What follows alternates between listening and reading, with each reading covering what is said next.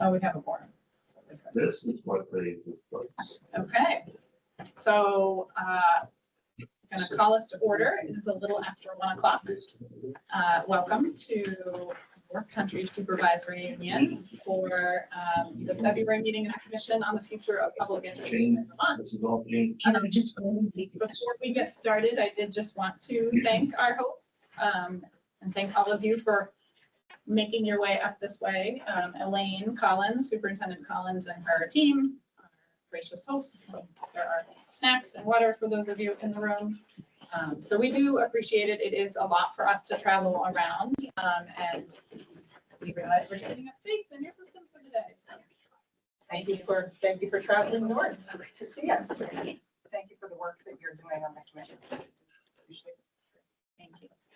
We'll just do a quick roll call. Several of my members are on the screen. I'll start with the people in the room. I'm Megan Roy. I am the chair of the commission.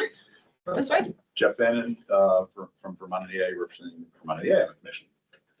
Mike Licklider, Superintendent of Harwood Unified Union School District, representing the Vermont Superintendents Association. Peter Conlon, member of the House and appointed by the House to be on the commission. Good afternoon, John Castle, Executive Director for the Vermont Rural Education Collaborative. Good afternoon, Jay Nichols, Executive Director of the Vermont Principals Association and a representative from the VBA. So I'll call on folks on the screen. Nicole, you first. Hi, Nicole Mace. I'm on the Winooski School Board, and I'm the representative from the Vermont School Boards Association. Jennifer. Hi, everyone. Jennifer Deck Samuelson, Chair of the Vermont State Board of Education. And Elizabeth. Hi, I'm Elizabeth Jennings. I am the Director of Finance and Operations for Addison Northwest School District, and I'm here representing VASBO, the Vermont Association of School Business Officials. Zoe. Hi, good afternoon. I'm Zoe Saunders, Secretary of Education. And Craig. You are both introducing and. Yeah, hi, Craig Bolio, Tax Commissioner. Did I miss anyone on the screen from the commission? Okay. Any chance we could get that box X'd out of? I think I have control over that. Sorry, I was on mute. Okay. Before I jump in and give a chance for public comment, are there any amendments to the agenda from members of the commission?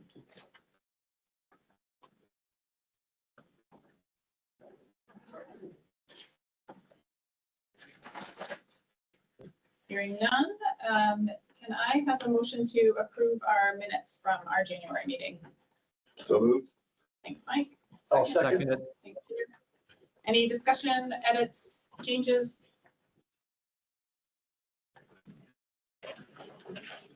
All those in favor signify by saying aye. Aye. Aye. Opposed? And any abstentions? Motion carries. Thank you for approving the minutes. So Megan, again, would welcome folks. Does someone? oh so Megan, would it be all right to do my quick announcement just before that? Yes, perfect. Okay. Thanks, Greg. Sorry, I was pulling up the agenda to see where that was. So just very quickly, thanks for a few minutes at the start of the meeting, Megan. Folks may notice a new person, though I see very small boxes on my screen sitting around the table, who is Rebecca Samaroff, the Tax Deputy Commissioner.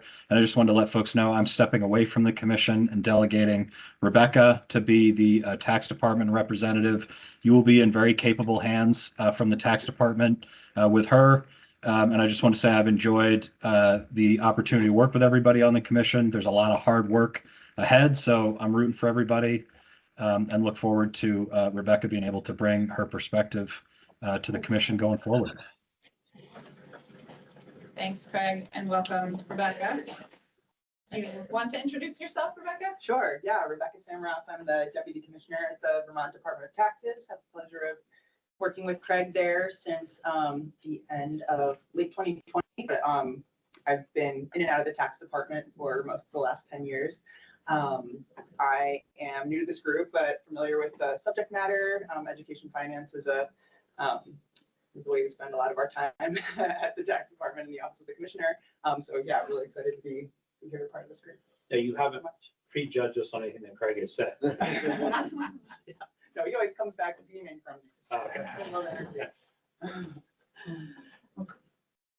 I'll leave it at that. I was going to make a comment whether or not that's completely true. All right, so appreciate folks being here. I will do the best that I can to monitor. I can't see everyone's screen, but your hand should pop up if you are on the screen.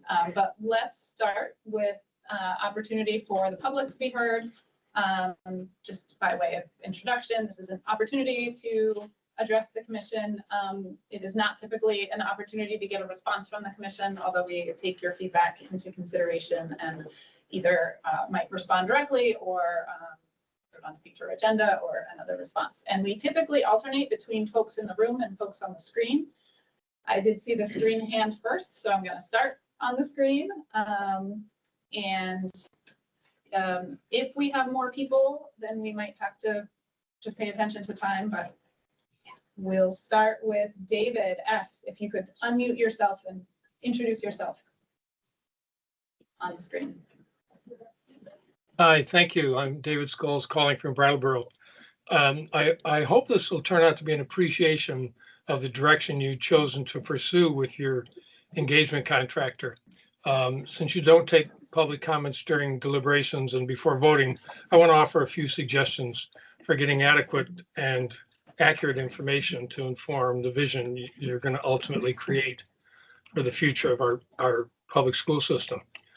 The conclusions that are being presented by the agency and the legislature now from their listening tour fall far short of presenting anything like an accurate view of how Vermonters feel or what they want for their schools.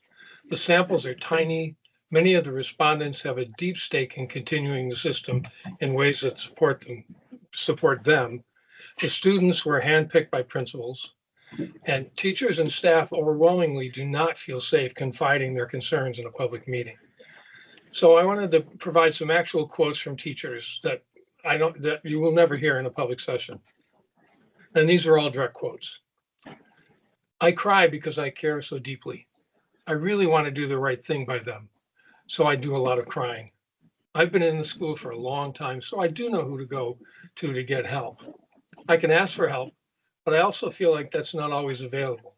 In theory, we have strong systems in place, but the number of kids who need support right now is too big for the number of people we have to help. Asking school staff to step into the gaps that we're not qualified for, social worker, mental health worker, such, takes us away from teaching and requires brain power that could be put into other things that can get really dangerous. To be that far from what you feel, that can get really dangerous, to be that far from what you feel qualified to do. I see a kindergartner just punched 10 kids on the way down the hallway. What's the consequence of that? Where's the justice? We don't want that in our community. We don't want kids randomly getting hit. It's just them having other students having to be really patient with each other. And sometimes I think it's not fair, but it's just too much to address. We're doing all these things, trying to address student behavior, deciding what and how to teach. We're doing them a million different ways without anyone saying, focus on this. There's been a lot of burnout. There's been a lot of turnover because nobody knew what to do about behaviors. Everybody's scrambling. Nobody feels supported. And this is hard. This stark reality of the job market has been exacerbated by deteriorating work conditions for school-based personnel. This no longer feels like a desirable job to have. Paras don't get paid enough. Teachers are leaving this profession because of these behaviors. Experts and behavior consultants come in, but are being told, but being told how to do something and actually doing it are two different things. I'm already doing all the things they're telling me. I'm not a first-year teacher. I feel insulted. Their goal is to help me, but the things I've been given, I already know how to do. It's not their fault, but it's not enough. I'm being given support, but it's not enough support. I feel like as a district, we change things too quickly. We don't even have enough time to see if what we are doing is working, and then we change it again.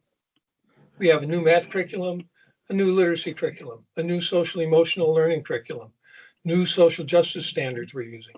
We have new science standards, some the same, but some new.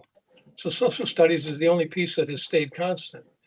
It's been quite a lot for a teacher when everything is a priority. When everything is a priority, nothing is a priority. Each of these were comments from individual and different people. They weren't one, that wasn't one long thing from one person, it was like all different people. And there are a lot more voices that you need to hear. And this is especially true for students who know the most about what works and what doesn't work. So I encourage you to go much deeper than the agency did with your contractor. Many schools in the state use the Panorama survey instrument, which would enable you to ask the same questions, a package of questions, to nearly every student in the state. Vermont NEA might be able to administer a similar method among their members. But again, I encourage you to go much more deeply than the agency did and use valid samples, please. Thank you. Thanks, David. Is there folks in the room? Say a hand. My name is Graham Ray, and I'm from Derby, and a participant in a bunch of stuff. I'm old and my memory's not that good, so I made some notes. I know you guys are familiar with this supervisory union. We have 11 schools, 500 square miles, 520 square miles, and a large number of people living in poverty and students with special needs. This is a complex organization. I've had 40 plus years consulting mainly on management and organization. And I was stunned when I walked into this. Multiple state rules and regulations have created a very unhealthy environment for supervisory union administration. We've had to hire an assistant superintendent because it was too much for one person, just too much. And when you hear this ridiculous plan to have more schools in one district, I don't know how it can possibly run. I'm an out-of-stater. I've only lived here for 18 years and had the privilege of being on the boards of the junior high, the high school, the supervisory union, executive committee, HR committee, the curriculum and instruction committee. I've also taught at local high school, post-secondary, undergraduate, graduate levels. I am still learning. There is so much going on and so much involved that we can't, I have trouble understanding how these administrators at the supervisory unit and principals in school actually can get as much done as they do. And when I hear this sort of plan, we have a problem as a state. We seem to think that out-of-staters have solutions, and it's been in education, it's been in other areas where we've relied on out-of-staters to come in and tell us what to do. This is a state with a lot of bright, hardworking people who are working on the solutions, and they get overridden. Ms. Saunders, you're there. You have never taught in public school. You've never been a principal or a superintendent. You do not have the support of the state legislators. What gives you the right to come here and present an educational plan which makes no sense? And when you consider the geography and the demographics of this state, I don't understand it. And it says it's Paul Scott's plan, but you're the one who presented it. And to me, it's just horrific. It's terrifying, and it will not work. 5 districts don't work. That's just my opinion. Thank you. I'm going to go Michael on the screen. Great. Good afternoon, commissioners. It's been a little while since your meeting at the Randolph Technical and Career Center conference room in October, and you've had a lot going on. This afternoon, I want to take less than 2 minutes to encourage your pursuit of the part of your charge related to the vision for the future of public education in Vermont. Certainly, in the last couple of weeks, we've heard some big and bold proposals. We heard a little about a world-class education regardless of geography, whole child education that preserves what makes Vermont special and vibrant communities where families want to live, work, and thrive. I'd say the mission this boils down to is Vermont will create a world-class education for every Vermonter, regardless of geography, which preserves the whole child education that makes Vermont special in order to create vibrant communities where families want to learn, live, work, and thrive. And we heard a lot about a potential new funding formula, a potential restructuring to 5 districts, and a timeline that does this in just 3 years. If as a commission you agree that the latter is the mission of the Vermont education system, you'll need to answer the following to start to form a big and bold vision. What does early childhood education and childcare look like? What are the education outcomes? What are the social emotional outcomes? How do we know our students are college and career ready? What is the role of technology in the education process? Where are and what do the facilities look like that we need to provide this education? What do our communities need?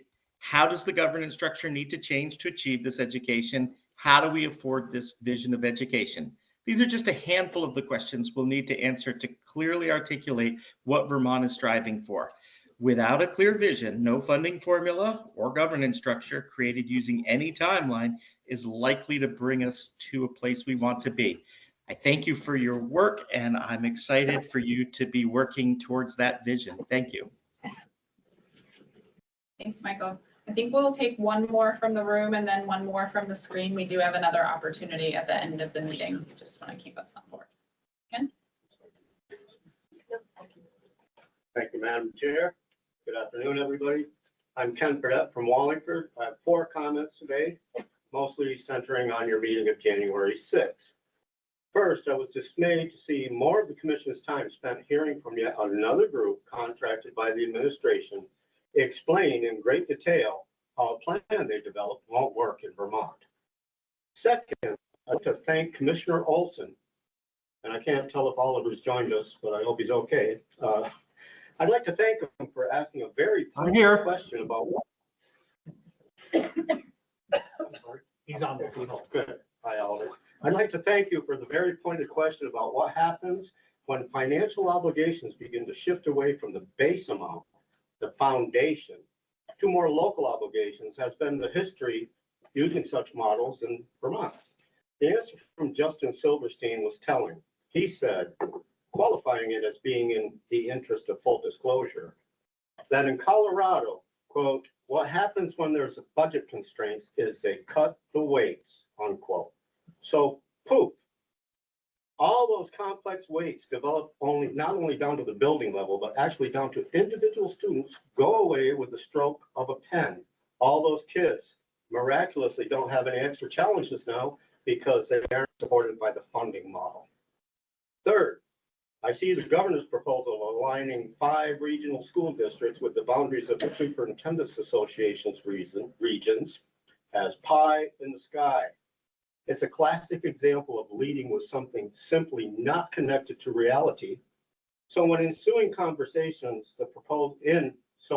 during ensuing conversations, the proposal comes down to a level of merely absurd, it looks better by comparison. Lastly, I'd like to once again express appreciation for all the work this commission has done so far, and I hope you'll find a way to move forward informing the legislature of what needs to stop, what needs to start, and what needs to continue in our education system. Good luck to all of you. Thank you. And Sharon White, you can unmute.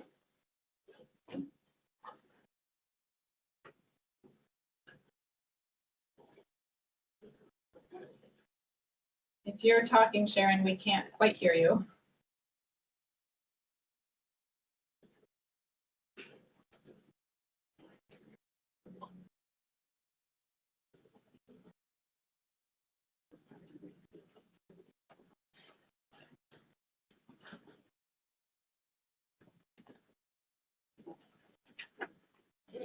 Sharon, we do want to hear your comments, but we can't hear them right now. If you are able to try again at the end of the meeting, if not, would encourage you to submit them in writing, and we're happy to have them be part of the minutes. Oh, no, Back we on. can hear you Can now. anyone hear me? Thank you. I apologize for the Teams glitch. My name is Sharon Ellingwood White. I live in Leamington, Vermont. I'm on the NEK Choice School Board. I wanted to speak briefly about the importance of representation for people who live in towns without a school, who are tuitioning. We in the NEK Choice District are a relatively new district where we joined 10 tiny towns together very successfully. We've worked successfully with everyone with the pupil weighting and are very appreciative of your hard work. I just would like to speak to the diseconomies of scale for very small towns and the geographical isolation of some small schools in this area as well. All 10 of our towns have a population density of less than 14 people. In comparison, Brighton is 30 per square mile, and every single town in our district is less than 14. To join a mega school board from a town this size would be difficult for representation, and it would be very difficult to join a school advisory council when we don't have schools. So I am commenting to ask for reasonable representation, not forgetting the diseconomies of scale, and to support small schools when they are needed in geographic isolation and size and regional governance. Thank you. Thank you, Sharon. And again, we will have an opportunity again at the end of the meeting. I also know that there is some interactive component of our conversation with our engagement consultant as well. So I hope folks are able to stay. I'm going to move us on. Our next agenda item is just a legislative update. I will start just having been invited to a couple of committees. So you'll sort of, I think you're going to hear me reiterate this question a couple of times today.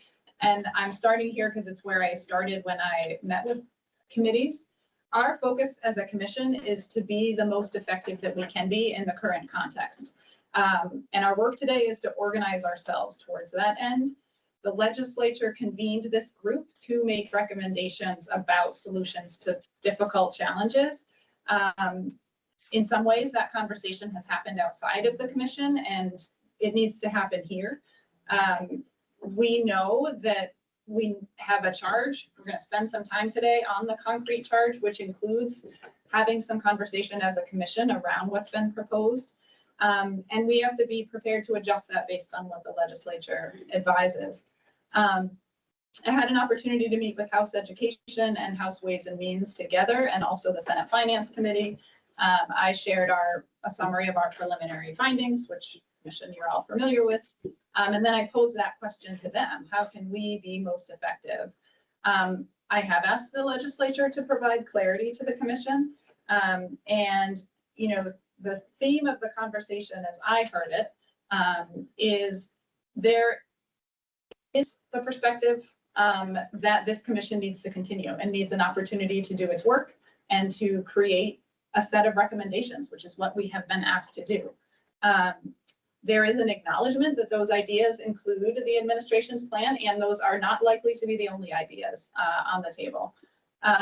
There was the perspective also shared with me when I came to committees that the construct of this commission is no longer relevant, and that shouldn't continue, that we should not continue our work. I would say that was not the majority input, but that perspective was there. But there was also an acknowledgement that the mechanism the legislature has to change is through law. And so that isn't going to be a fast process. And so from my perspective, it's important for us to continue to do our work and be prepared to adjust. I also think that it will be helpful for us to maintain a cadence of communication with the legislature. I know House Education in particular has asked for at least a short update after each one of our meetings sometime in their schedule, and I hope to be able to accommodate that. But from my perspective, and I'm happy to, you know, if commission members have questions about anything else that was asked, at least during my testimony, I think we have important work to do.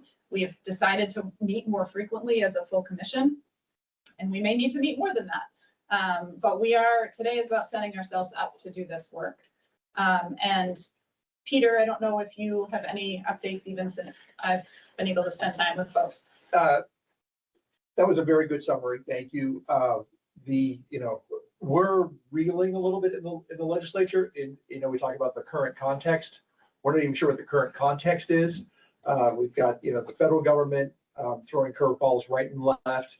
We don't know where we need to be to help with that. I think that, the field is probably, how we have to talk a lot about shock to the system and what the field can handle. And providing clarity at the moment is a little bit challenging. We're still awaiting a lot of detailed work from the administration, which we're going to get this week.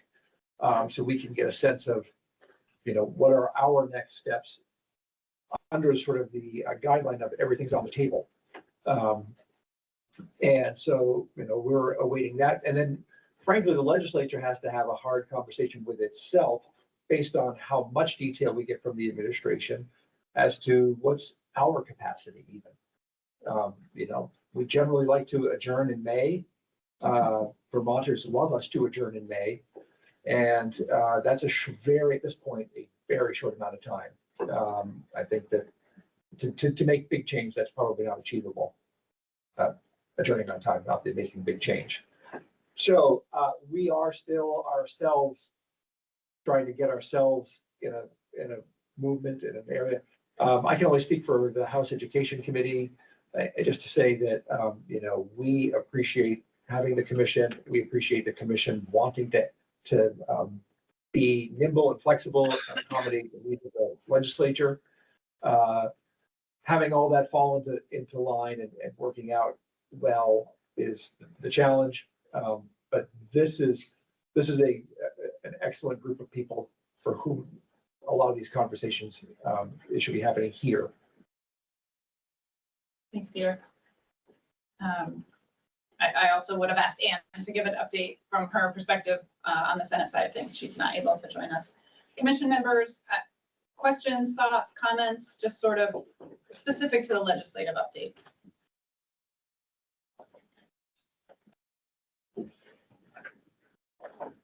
Yeah, John. I'm happy to jump in there.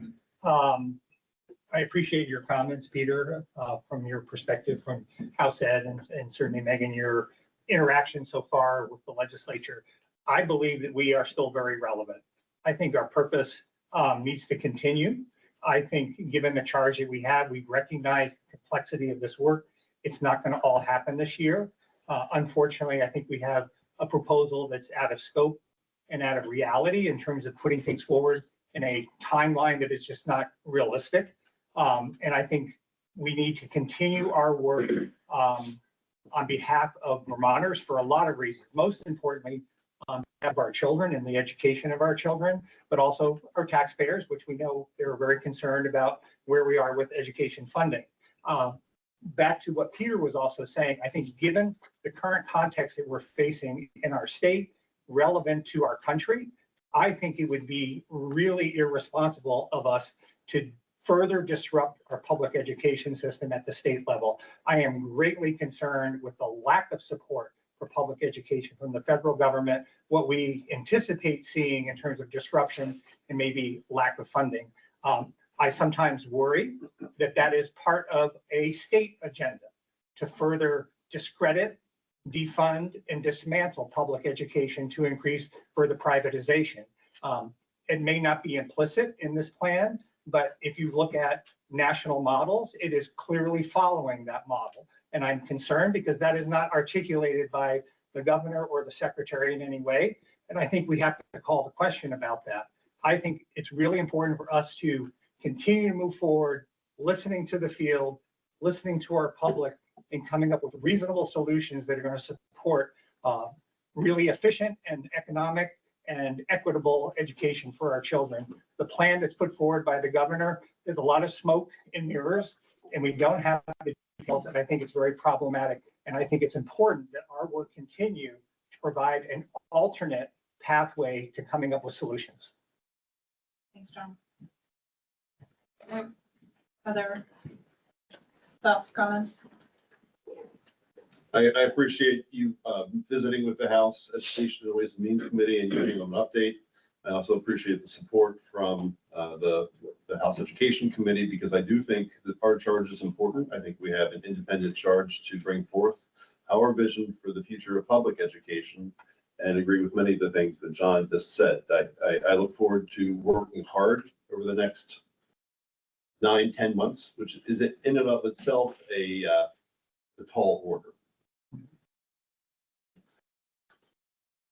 I would just echo, one of the things that's clear to me as the chair, and I'm relatively quiet as the chair.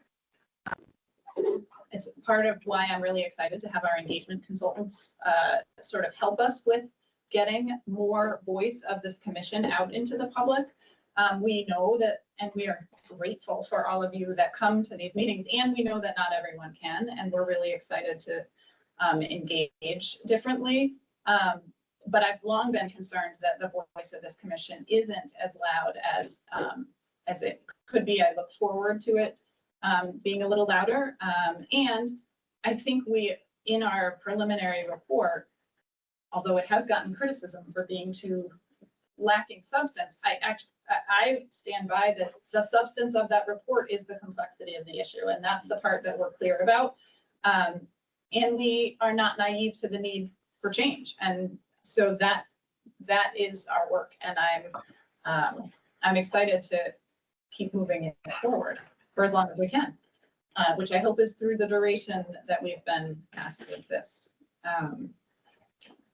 Megan, if I jump in. Yep.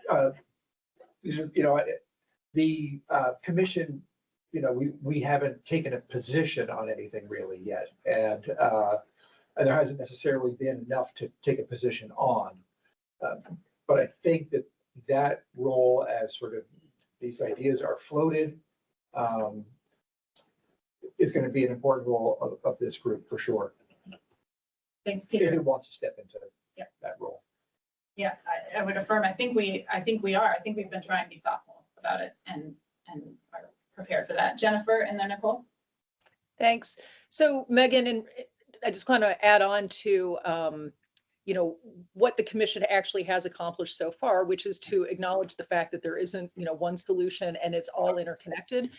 And to that, I would also add the fact that early on, the commission identified that there was a real lack of data and that we needed data to be able to inform any recommendations that we were making.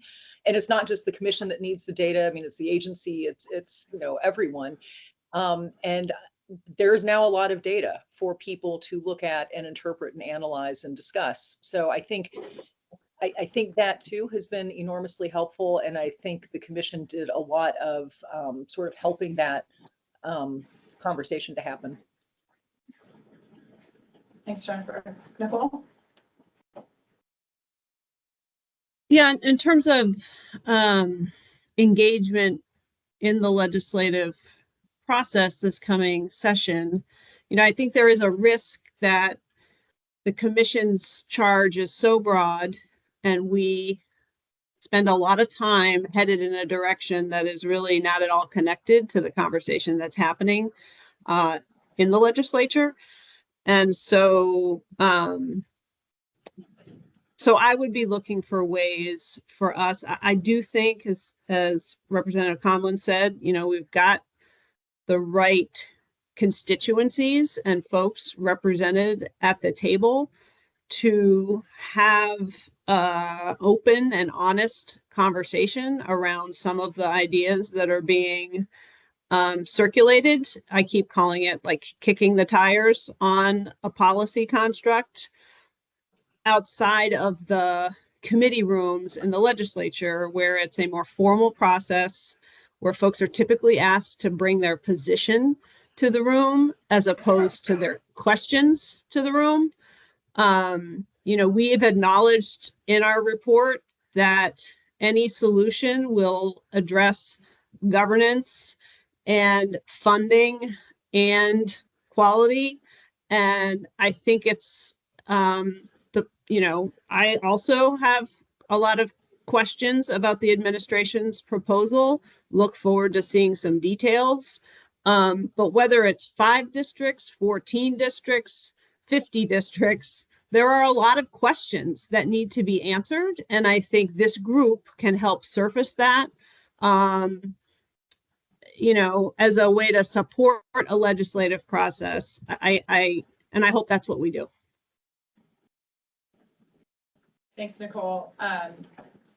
I think that, I see Zoe's hand too. Just real quick response, and then Zoe. I completely agree, and I think there has to be some logistical, we will both need to self-prioritize. I hope that I've designed a conversation today so that we can do that, because it is a lofty and lengthy charge, and we need to pick the most important things to talk about right away. And I think we have to be ready to be able to also react if the legislature says, we would like the commission's opinion on X. And I hope that we can establish a cadence that lets us do both. So for exactly the reasons you shared, Nicole. Zoe, go ahead. Just want to reinforce that the governor's education transformation plan also came with a call to action for us to work together collaboratively, to be bold together, to think about how we can solve some of these enormous challenges. I think David and the public comment section, it was almost like he was reading from the Listen and Learn report. We've heard all of these things from our teachers, that they're really managing mental health needs beyond what they're resourced to achieve, that there's significant burnout within our system, that educators are facing impossible choices because of the budget constraints. All of these things are coming through, which really creates that sense of urgency for us as a state to be able to develop solutions that will holistically address those challenges and really help to strengthen our public education system. I think that there's always a need for additional engagement, and I'm excited to participate in that conversation today with the consultant that the commission has brought on. But I think we are all really clear on many of the challenges. And in fact, as an agency, as we were working through this proposal, we found a State Board of Education report from 1869 that outlined all of the same challenges, right? And all of the potential solutions that we could come to support and strengthen our public education system as a state. I think the commission has identified some really important findings around this being a complex issue that will require an approach that addresses, 3 policy areas, as Nicole had articulated. And so that's what this proposal is bringing forward. And I think it's important for us to have conversations around each of those areas to understand what would this look like in practice. Change is hard, and I recognize that, but I think we need to center all of these conversations around what we're hoping to achieve for our students and for our schools, and making sure that we can document what those questions and concerns are, and make sure that a proposal that's going to come forward will really holistically address that. So, I think that there is actually a lot of directional alignment with the governor's proposal based on what the commission has identified as challenges and also what we've been hearing as part of the broader conversation. There are certainly details that I know we're eager to continue partnering to figure out, which is why we have policy sprint teams and are continuing to engage in the commission in other ways. So I think we just need to continually focus on what are we trying to achieve. I think having conversations around relevance may not be the most important piece of this. Everyone's relevant to this work because it's all about figuring out how we can strengthen our public education system for every child. But I think it's really critical to position this in the context of where we are, which is really thinking about broader systems improvement and systems change. And when we're doing that work, we really need to center it around the impact on students, and then everything else really needs to fold around that to make sure that we're delivering on those opportunities for students that we think are going to be most beneficial to strengthen the system. So I think I'm really looking forward to the conversation and feel like we have a really great place of kind of directional alignment in that we do need to have a multifaceted approach to this work. And we need to continually articulate what would this look like in practice? What does this mean? How can this really achieve some of the intended outcomes? And I think we're collectively as a state, there's a lot of coordination and consensus on some of these big things that we're trying to tackle. So just look forward to the conversation and just want to reinforce that this continues to be about collaboration, and this will be critical for us to solve the major and significant challenges that are facing our public education system. Thanks, Zoe. I'm going to use that to segue. I did put in the agenda a steering group update. I would just kick it off as the steering group has asked us to lean in and have this conversation about how will we achieve this and focus. Steering group, does anybody want to add anything in terms of an update? But I think that's our work. Okay. And one other note that I probably should have shared in the beginning, although they will have an opportunity to introduce themselves later. We do have members of our team from the communication and engagement firm, Afton Partners. They will sort of have the floor later, but they're here to listen to our conversation, because part of what I hope and I'm excited to benefit from is their ability to take in this conversation and figure out the best way and ways to engage, because that it really will be multiple ways. So I just wanted to point that out. So again, steering group has asked us to spend our time today developing a work plan, and that sounds like a very menial task. What I really mean is look at all of the things we are being asked to do. And that includes things we've already picked up and started to talk about. I think it will be helpful for us to spend some time asking ourselves 3 questions about each one. One is, what information do we need to gather about this policy area? Who needs to be part of that conversation, or who else? And then a priority level, because I do think there's a feasibility element to this work. We have until December, but really we all have until October, because there's a more formal public comment period required of us. So we do need to kind of lean into that priority conversation. I'm going to share my screen. Oh, it's a different view than I normally see. I guess I will share a window. There it is. Sorry, thrown out. I did not share this in advance, because the only thing this really is hopefully a place for me to take some notes. Okay, now it's on the screen.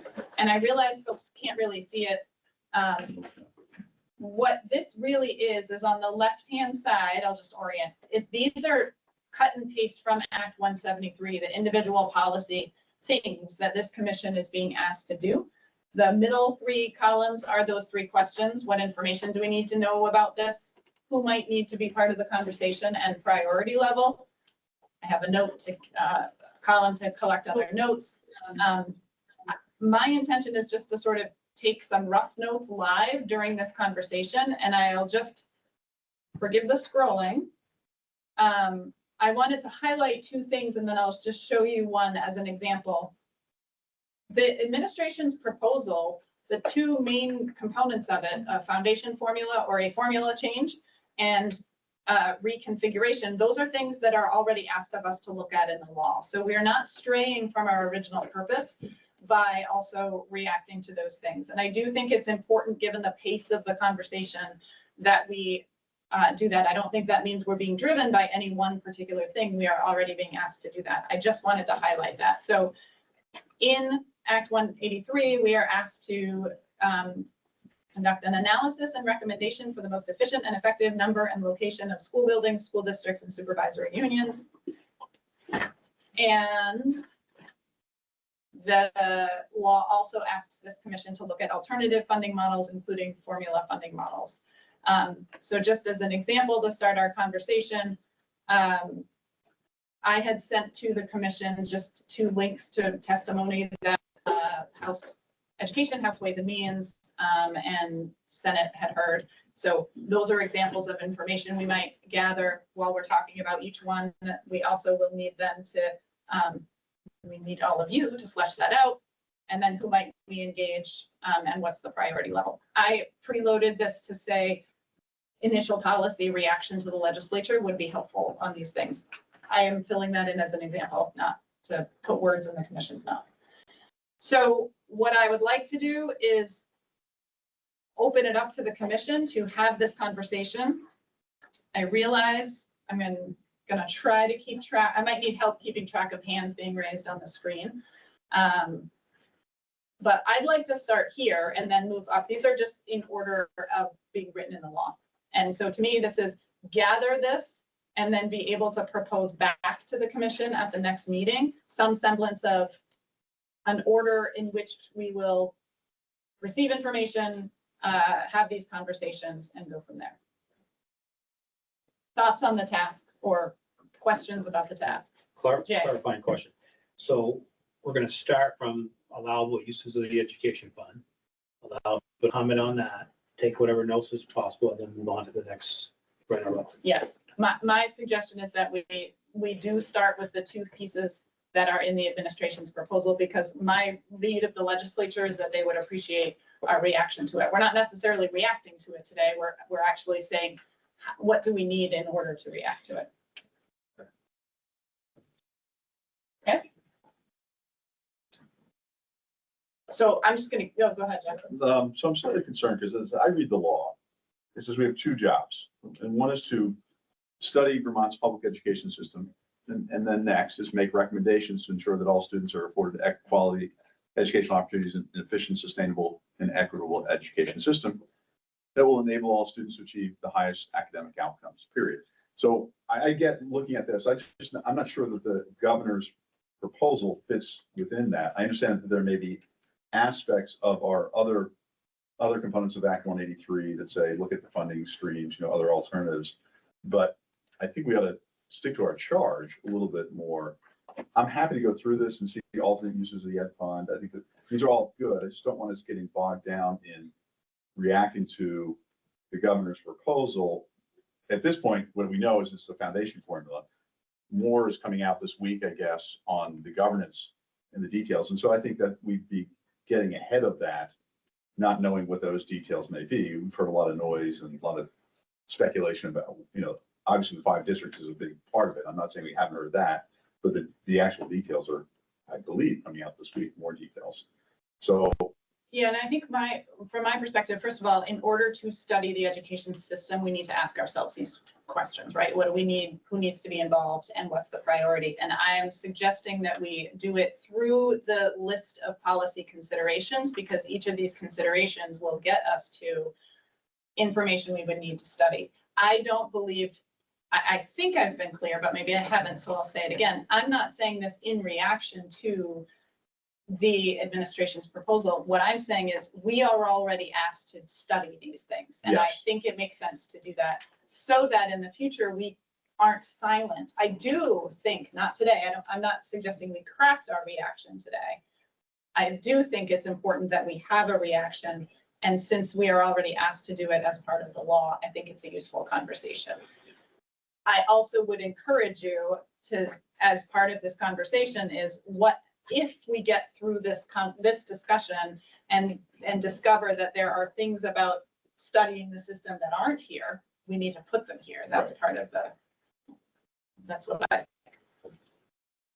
And I would agree with reviewing that context. The one piece I would say, and I can just speak for myself, what I've tried to do is to listen to the testimony, because there's been robust testimony and questions that were asked that answered a lot of the questions I had. I still have questions, and I would like to hear from Secretary Saunders about that and ask some questions. But from the fall, we spent a lot of time listening to the consultants that the administration was using, which was helpful, but it consumed a lot of the time from both the commission meeting as well as the education finance. So I want to make sure that, from my perspective, we're moving forward to gather information that will help us as a commission make our own independent recommendations. Yeah, I agree. I'm going to pick up a thread from that, and I don't know, I'm putting myself in the queue and my regular participant, not just as the chair. Having also listened to the testimony that the foundation formula best practices, so House Ed and House Ways and Means had several folks in a row just talk about what other states are doing around this. And a couple of things that piqued my interest is sort of the defining the base. And there are, presenters shared a number of ways that states define those. So I'm putting this in the what information do we need to look at? I think we need to look more broadly at how you would define a base if you were looking at a foundation formula. So I think that would be helpful. And this will make sense to you if you did have a chance to view those links, and it might not if you haven't, which is also why I put the links in here. Because the other thing that's going to happen is I believe testimony is going to be happening while we're not meeting. I hope to create a better metric to push it back out to this group. We don't meet often enough to be able to watch it live, but it is actually everything on the website at the legislature. It is really helpful. So Zoe, now I see your hand, sorry. Go ahead. And I just wanted to make kind of just a general comment. It feels so far in this conversation that there's kind of a juxtaposition, between the administration and the commission's work. I just want to reflect that, Craig and I, as part of the administration, have been really active members of the commission and have brought every resource to bear to help further the conversation, which is why we engaged our consultants in this work, because the commission chose not to move forward with hiring an education policy consultant. So I think I just hope that as we continue in these conversations that we're talking about this in the way that I think we're all hoping to work towards, is that we're collaborating, right? We're bringing all the resources to bear. We're bringing in all of the different, perspectives. And I think that's really healthy to the conversation. So we're still committed to, sharing in, our consultant and their expertise. And we would expect that as a commission, we might invite others as well to engage in that discussion. So I wanted to flag that because I think it's important for us to setting a really productive tone as we continue this engagement. Thanks, Zoe. Sorry. Thanks, Jay, and then John. Maybe I got this wrong. I thought that when we talked about consultants, we talked about one for engagement and one for the other work, and that the AOE said that they already were working with APA and they were just going to use that.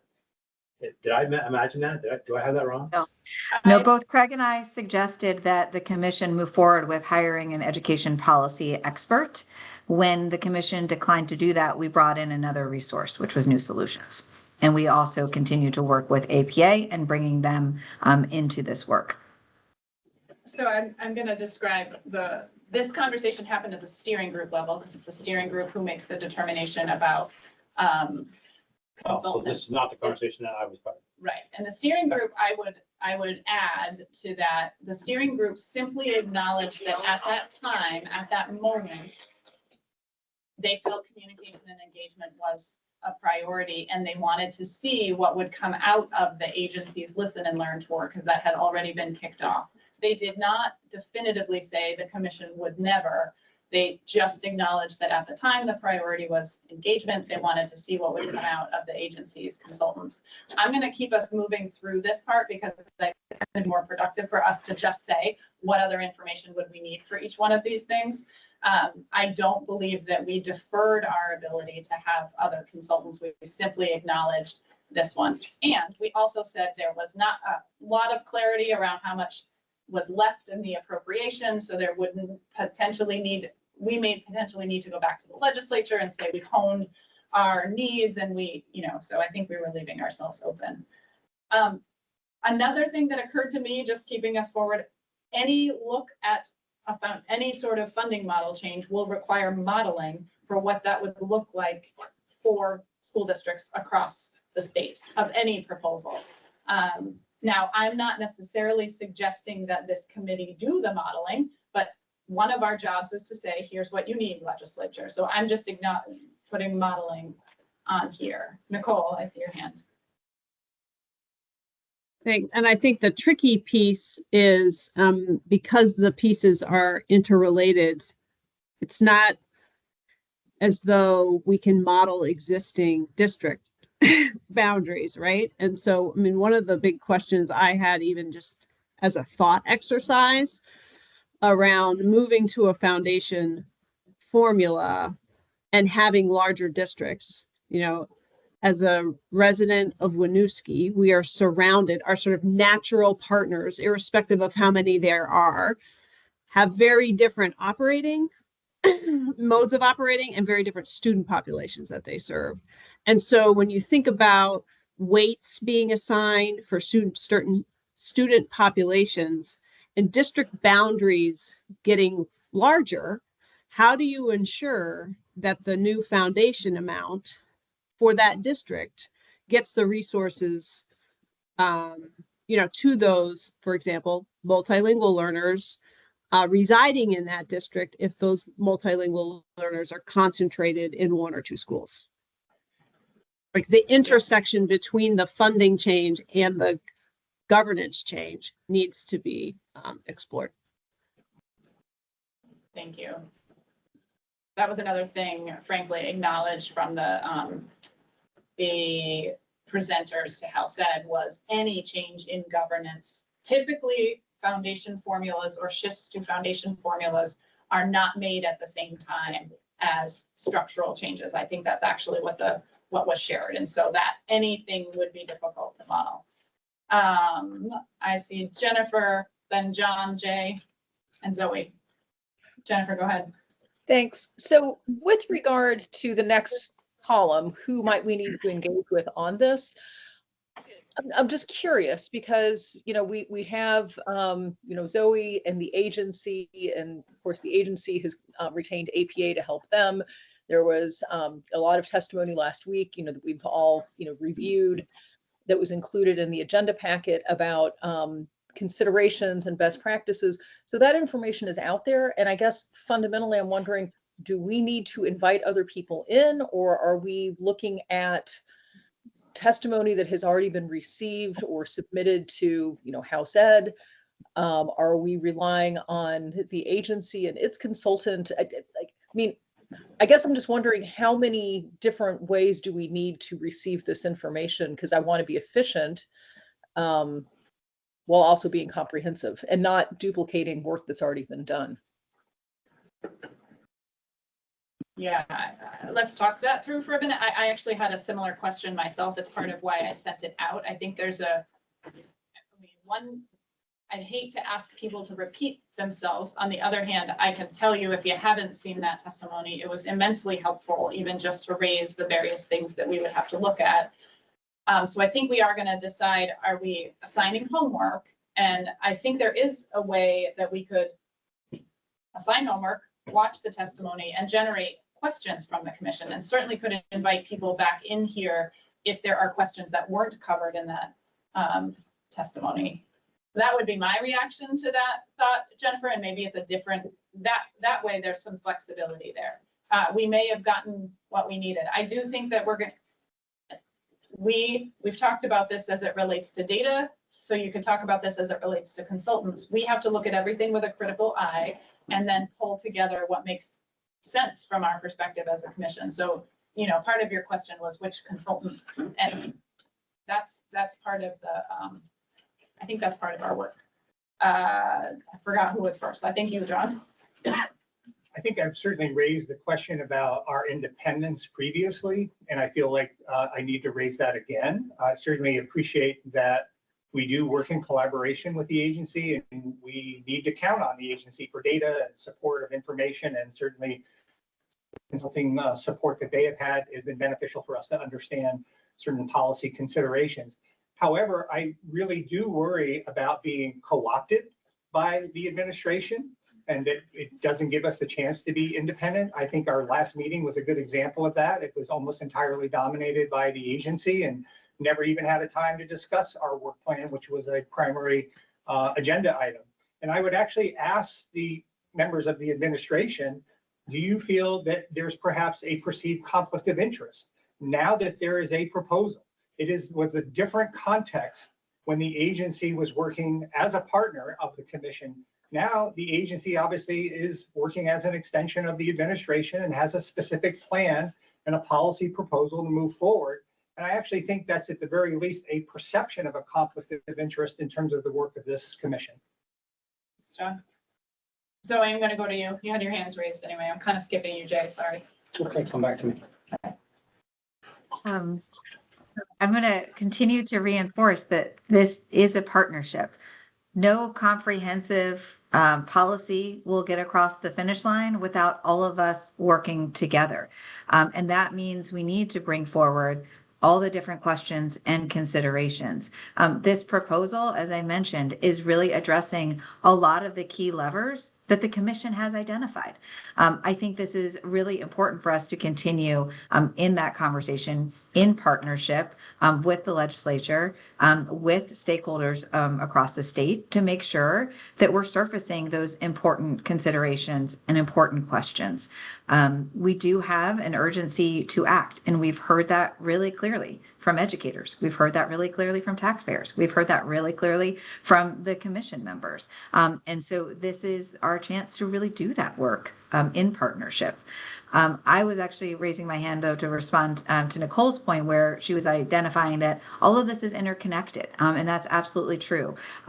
If we only put forward a funding proposal and didn't think about changes to governance or education quality, we would run the risk of having really wider extremes between the haves and the have-nots. Right. And so it is really important that we think intentionally around how all of these pieces are connected. And what I was going to suggest as we walk through this table, it would be helpful to clearly articulate what the guiding principles are from the perspective of the commission.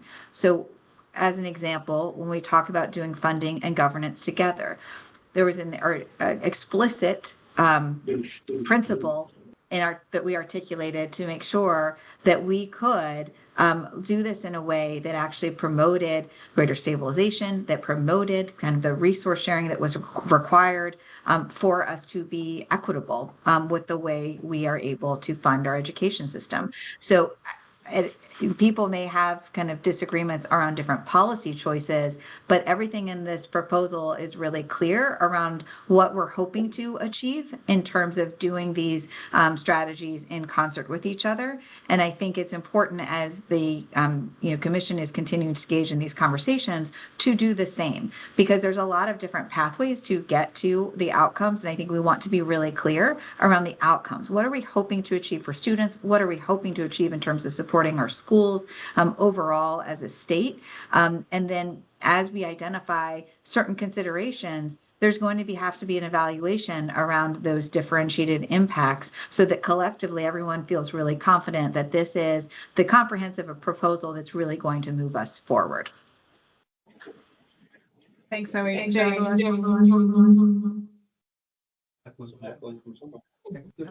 Okay. So. Oh, it might be you, Jeff. You're the most recent ad. Sorry. On mute. I think you have to turn your volume. How's that sound? There we go. Perfect, thank you, Jeff. So it's hard for me to understand how we can cut almost $200 million from our ed finance, from ed spending, without hurting programming for kids. Now, if you told me, we formed the districts first, whatever that number might be, and we changed the governance structure, and we laid a foundation for how many kids were going to be in a class, and we were all held to that. We had the actual buildings to do it with, and we had a plan for how we're going to move kids around, then I might be able to see that.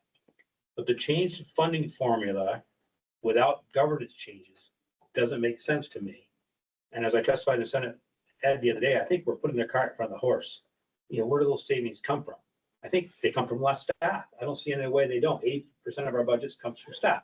If we're going to cut staff and we have the same needs that we have in the current system, and the system itself is not going to change, we're talking about less services for kids. Now, some of was a big proponent of Act 46 in many ways. I helped write H883, which talked about becoming single school districts, no more SUs. I'm not against some type of consolidation where it makes sense for kids. I just don't see this model making sense. I think it's a bridge too far. I think the governance end has to come before the financial end for the financial end to actually work. I think we're going about it backwards. So, thank you. So I saw Oliver and then Zoe, but really quick before I'm afraid I'll lose this thought. So John, just speaking specifically to who might need to help us and information, one reality is that the folks who presented to House Ed those are statewide supports available to us that we can just access there. So I'm not going to have the acronyms right, but the Peter, AIR is accessible to us, and the two other presenters. Yep. Is AIR Tammy Coley? Yes. Yes. We definitely should have her at the table with the commission. Somebody we know and trust, cares about Vermont, has been around a long time. I put a lot of stock in what she thinks. Yeah, and then the two other agencies who presented alongside, they they collect this data. So we would be able to say, I would like to know how other states did X or transitioned to X, or, and it's sort of at our fingertips. So I just wanted to come back to that. Who do we bring, and whether we decide to bring in or just watch this and ask questions, I think that's up to the commission. But I think that moves a step closer towards the sort of neutrality piece. And quite frankly, they're available. We don't have to wait for a contract. They don't, at least I think, for a certain amount of what they could provide for us. So I think it would be useful for us to have them come in. That's just, I wanted to come back to that. Oliver, and then Zoe.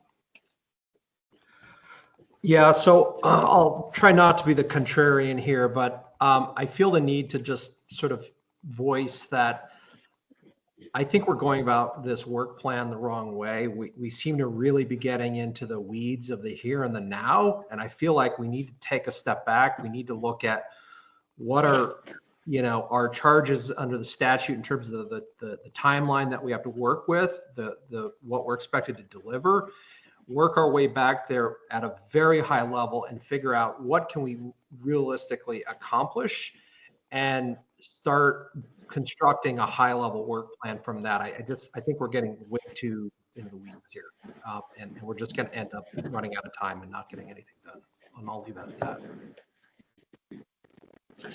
Thanks, Oliver. That is the conversation I'm actually trying to have, and I agree. I'm gonna let Zoe and Nicole go, and then actually might move us on just to get through this exercise. We will have the conversation that each of us is sort of dipping into. I think we're trying to figure out how to do that.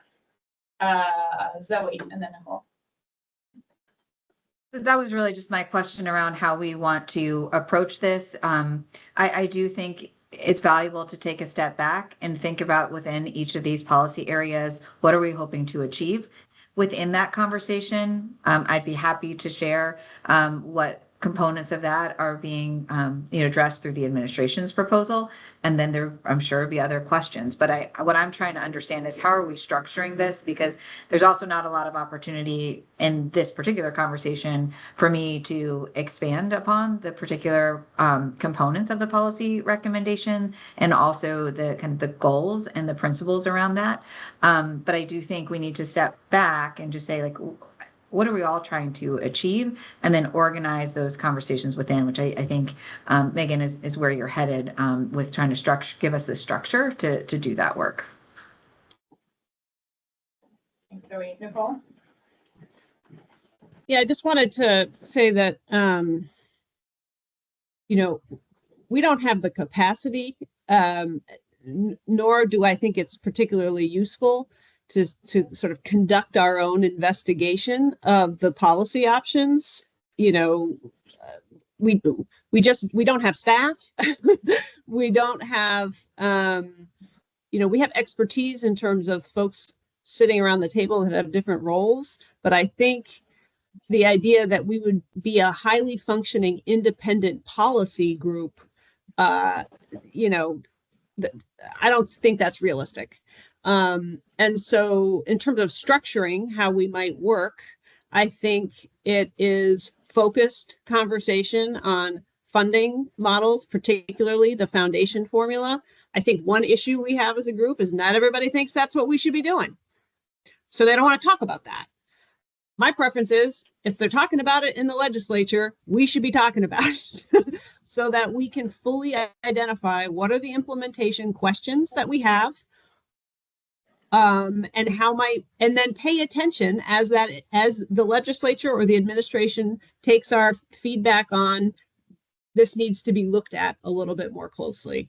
So I think, it's maybe taking each piece separately. After going through Act 46, I can tell you governance change has a host of questions associated with just the mechanics of it. Fleshing that out a little bit, I think is really important. So, targeted sessions where we really dig into the questions that we have, the implementation barriers that we expect might come up that need to be addressed, to me would be, I think, a value add to this process. But I don't think we're in a position to sort of embark on our own unique path here, because we're not set up to do that. Thanks, Nicole. Mike? And I have something similar along those lines, that one of the things I'm struggling with, and I think I speak for my association in saying that, is we feel there's going to be some action that comes out of this legislation, legislative session. I'm not sure what that is. So I think I would look to Representative Conlon, Senator Cummings, Secretary Saunders, because I think what has been presented is a tall order for any state, any legislative body, let alone one that is citizen part-time legislature. So where are the priorities that we need to focus on? Because I don't want to create something separate and then have that find that model that we've created and focused energy on made meaningless because the legislature moved along with one piece of that, and the governor and legislature agreed on that. So where do we need to focus our attention? Where can we be reactive and add input while not also being an independent body and coming out with a report that really talks about what we see as the importance of public education? And I'll say again, something I've said before, we as a body have not spent a lot of time, nor do I see a lot of discussion about what academic quality and student success is. And I think that's an important part of this, because our view may be different, and that I think will transcend discussions in this legislative session. So I struggle with this conversation. Maybe the clarity from our communications consultant, their presentation will help a little bit, but I struggle with what's immediate and what's long-term. What our role is in those two pieces. Ironically, I'd be open for a suggestion. That is exactly what I'm trying to get us to talk about. Yes. Right? I said, this is what we are asked to do. I am suggesting we lean into these two things, funding and changing in district structure, because those are the two things on the table. It does not mean they are the only two things, but I also don't want to be left behind. So I'm gonna maybe uncomfortably bring us back to what else specific to funding, and then I'm going to ask that we have this same conversation around redistricting. What are the things we would need to know, and who would we need to engage with? Because I list those both as the highest priority, because they're being talked about right now in the legislature. So again, I think that it is hard to have that conversation without then sharing how we feel about the actual proposal. I know I have thoughts. I'm trying not to share them because I want to figure out is there additional information we need to bring in. So we only have about 15 more minutes. What I will attempt to do at the end, because I will turn us over at 2:30 to our partners, is reflect back a work plan.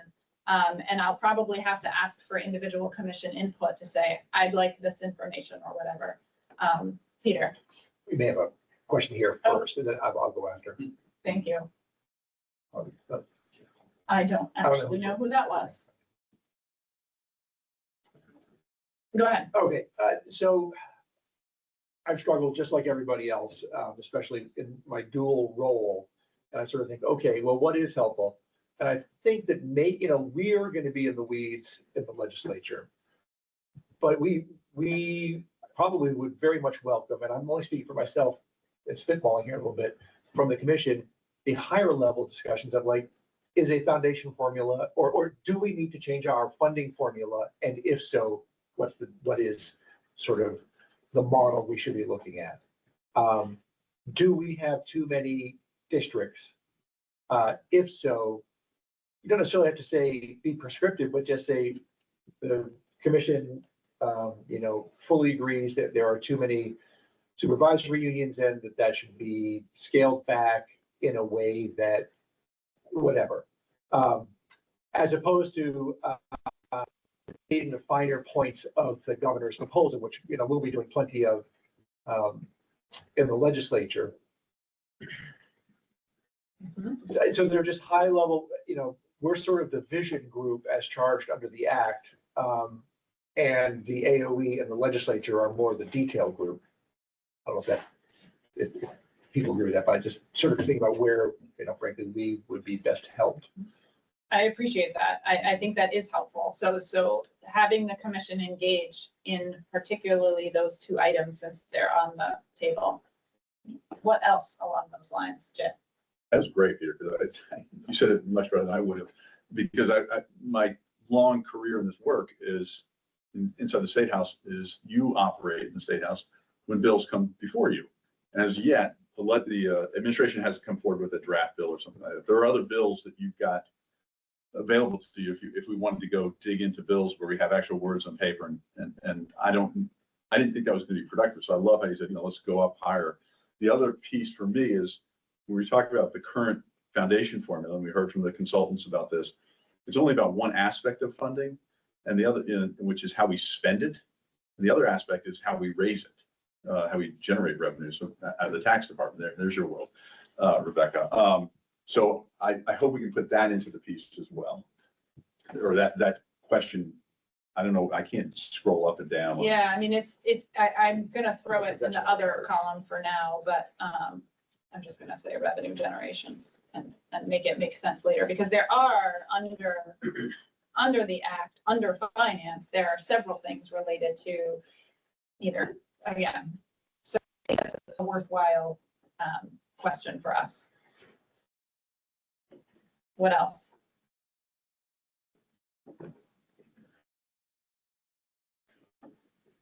What about cost drivers? I mean, should we be having those conversations now? Every committee I've been in, I've heard legislatures say, health insurance is out of control. What are we going to do about that? And I think to ask these new school districts, if we end up with 5 school districts, or if we end up with 55, whatever it is, that's still an issue that's out there that needs to be addressed.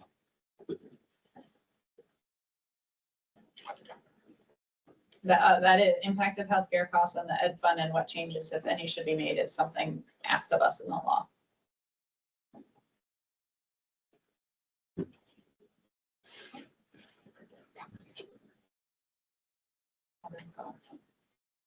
Megan, if I may, with regard to the foundation formula, of course, there was more detail that came out at the end of last week. I think there's still more to unfold and looking at an analysis of that. And, part of the challenge of all of this is that we need to see the interconnectedness between governance, delivery, and finance. At the same token, we have to separate those things and look at them individually. What we're struggling with was our priority. And, I think Peter can attest to this, is just what's the bandwidth of the legislature? How many moving pieces can you orchestrate and get meaningful legislation through in one session, right? Without rushing through it and, causing harm. And I think, my colleague here, Jay, has said before, first do no harm, right?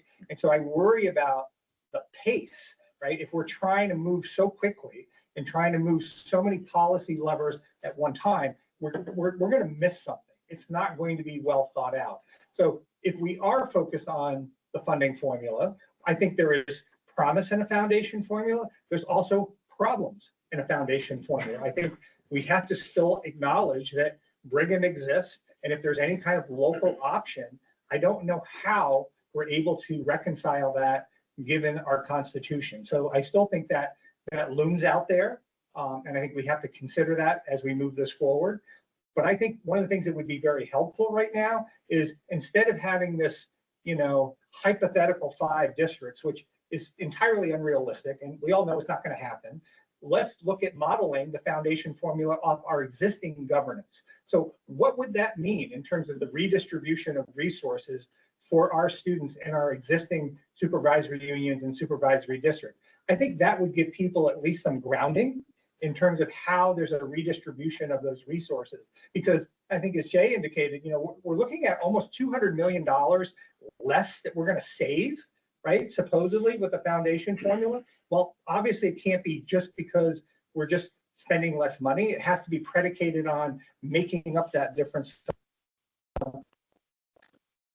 But it would be really helpful to know, right? If we decrease that amount of funding in our system and it's redistributed based on a base amount, a weighting amount, how is that actually going to be redistributed? I think that would be helpful for people to get a sense, because I think we get stuck on this model, and there are things like I think we've indicated earlier, we still don't know, even with weighting in a foundation formula, doesn't mean that the resources go directly to a student.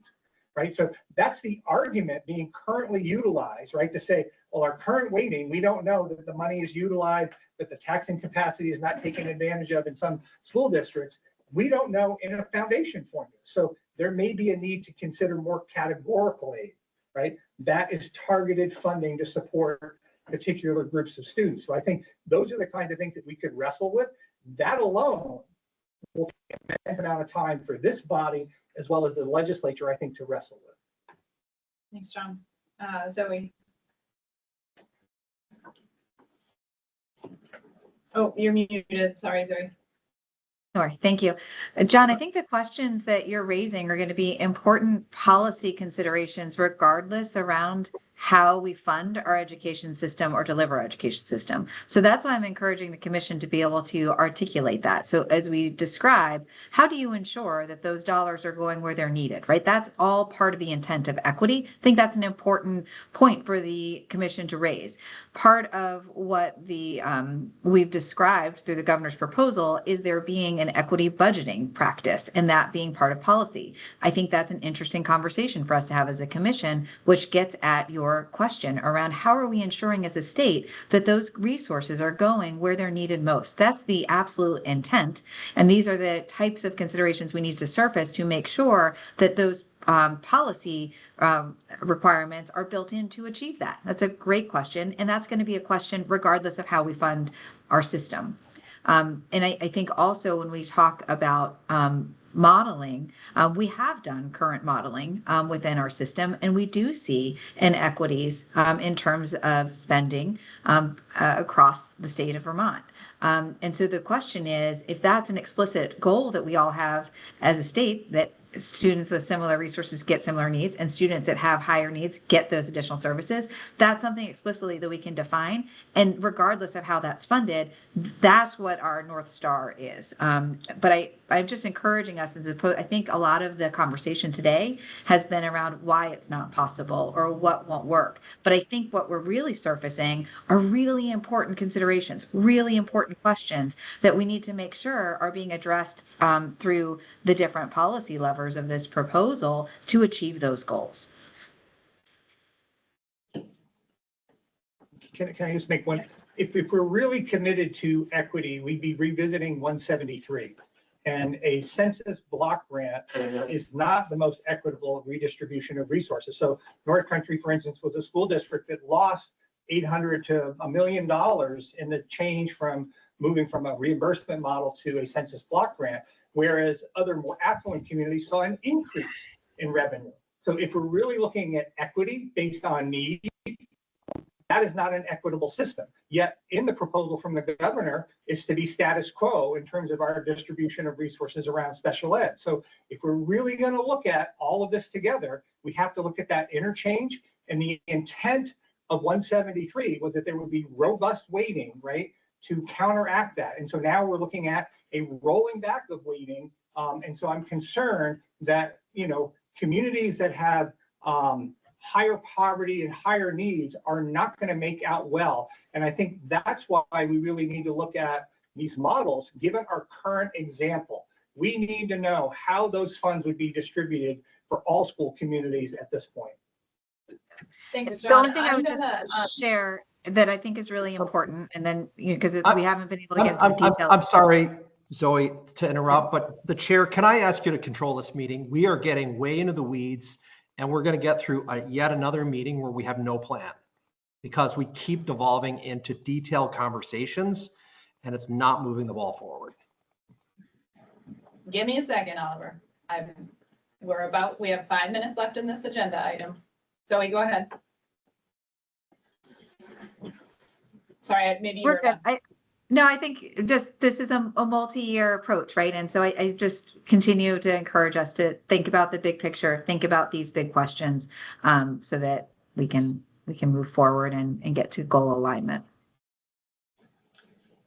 So I was going to summarize where I think we are. I think that, Peter, your suggestion of sort of maybe it's not 10,000 feet, but maybe it's 5,000 feet question of is a foundation formula a good thing to be moving toward? And if so, what are the things we would need to know? And the same question goes for redistricting. I understand as the conversation has gone, all of these things are intersected. That's what we have stated as a commission. So I'm not, but I can't remember who said it. They are both intersected and we have to take them separately. I'm going to suggest that for our next meeting, before our next meeting, by the end of this week, if commission members, if you haven't already viewed those 2 pieces of testimony, I will send more based on what's on the agenda for this week, and send me questions that would help us. I may be able to bring in some of those folks to our next meeting and give them those list of questions in advance. It will help me organize the agenda for that conversation. I also just wanted to that intersection of different policies as part of what we need to address. Act 173, it's really explicit, even in follow-up conversations. It is meant to sit on top of largely similarly demographic regions, and we know we're not in Vermont, and that goes for everything from percentage of kids eligible for special education to other demographics. So I'm not ignoring that piece. I think those are some of the questions we can generate, but I think that the legislature would benefit from our independent reaction to the at least high level concepts, which also will probably surface some detailed things.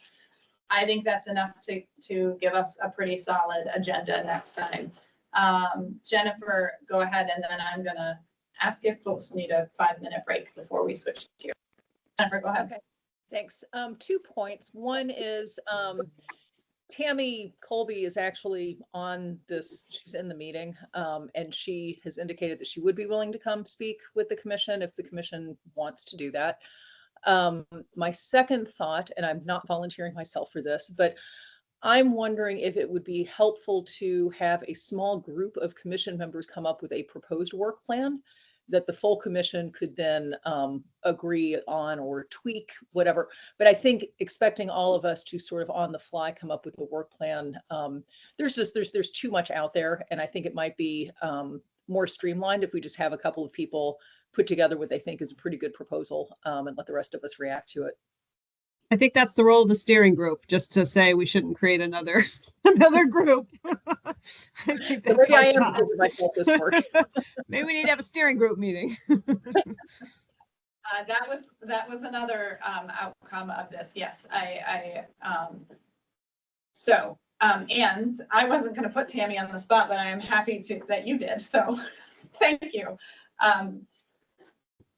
I'm going to wrap up the conversation by, I do think it would be helpful for commission members, if you haven't already, to view those pieces of testimony. It's really important. I think it's really helpful baseline.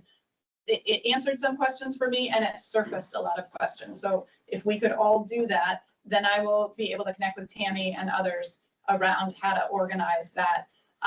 Steering group, I probably will be in touch. We left that hanging as to what our next meeting would be, because we sort of took over the committee structure with full meetings. So we will reach out. It is the job of the steering group to put the work plan together. With that, it's 2:29. Let's take 5 minutes. Sorry, Afton folks, we'll be just a few minutes late, but it gives people in the room and people on their screens 5 minutes to stand up and stretch. And if people looking for restrooms, right through that door to the left. Thank you. And there's snacks in the room for people here. Except, let me qualify that, the men's room here has some issues. So it's better for the gentleman to go downstairs. You can go straight in, either direction. We've got signs. There's 3 men's rooms, 3 bathrooms downstairs. Are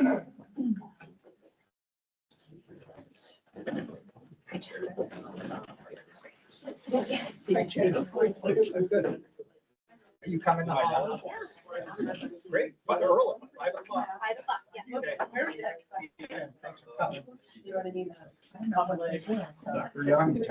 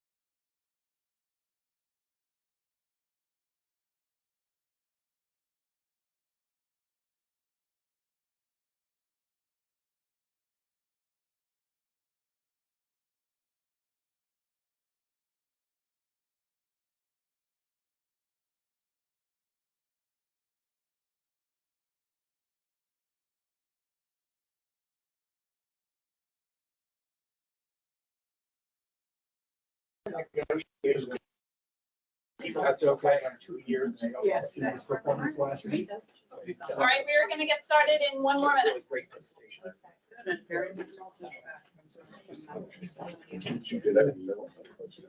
Yes, I know.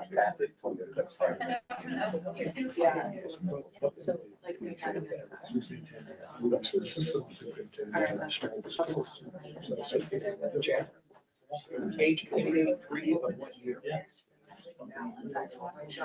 a couple years before 46. And with Coley on it, Peter House, Nicole Mays, Mr. Coley on together. I'll do that out. All right. I was going to. We're gonna She knows already. move on. Yeah. On Friday, I said, hey.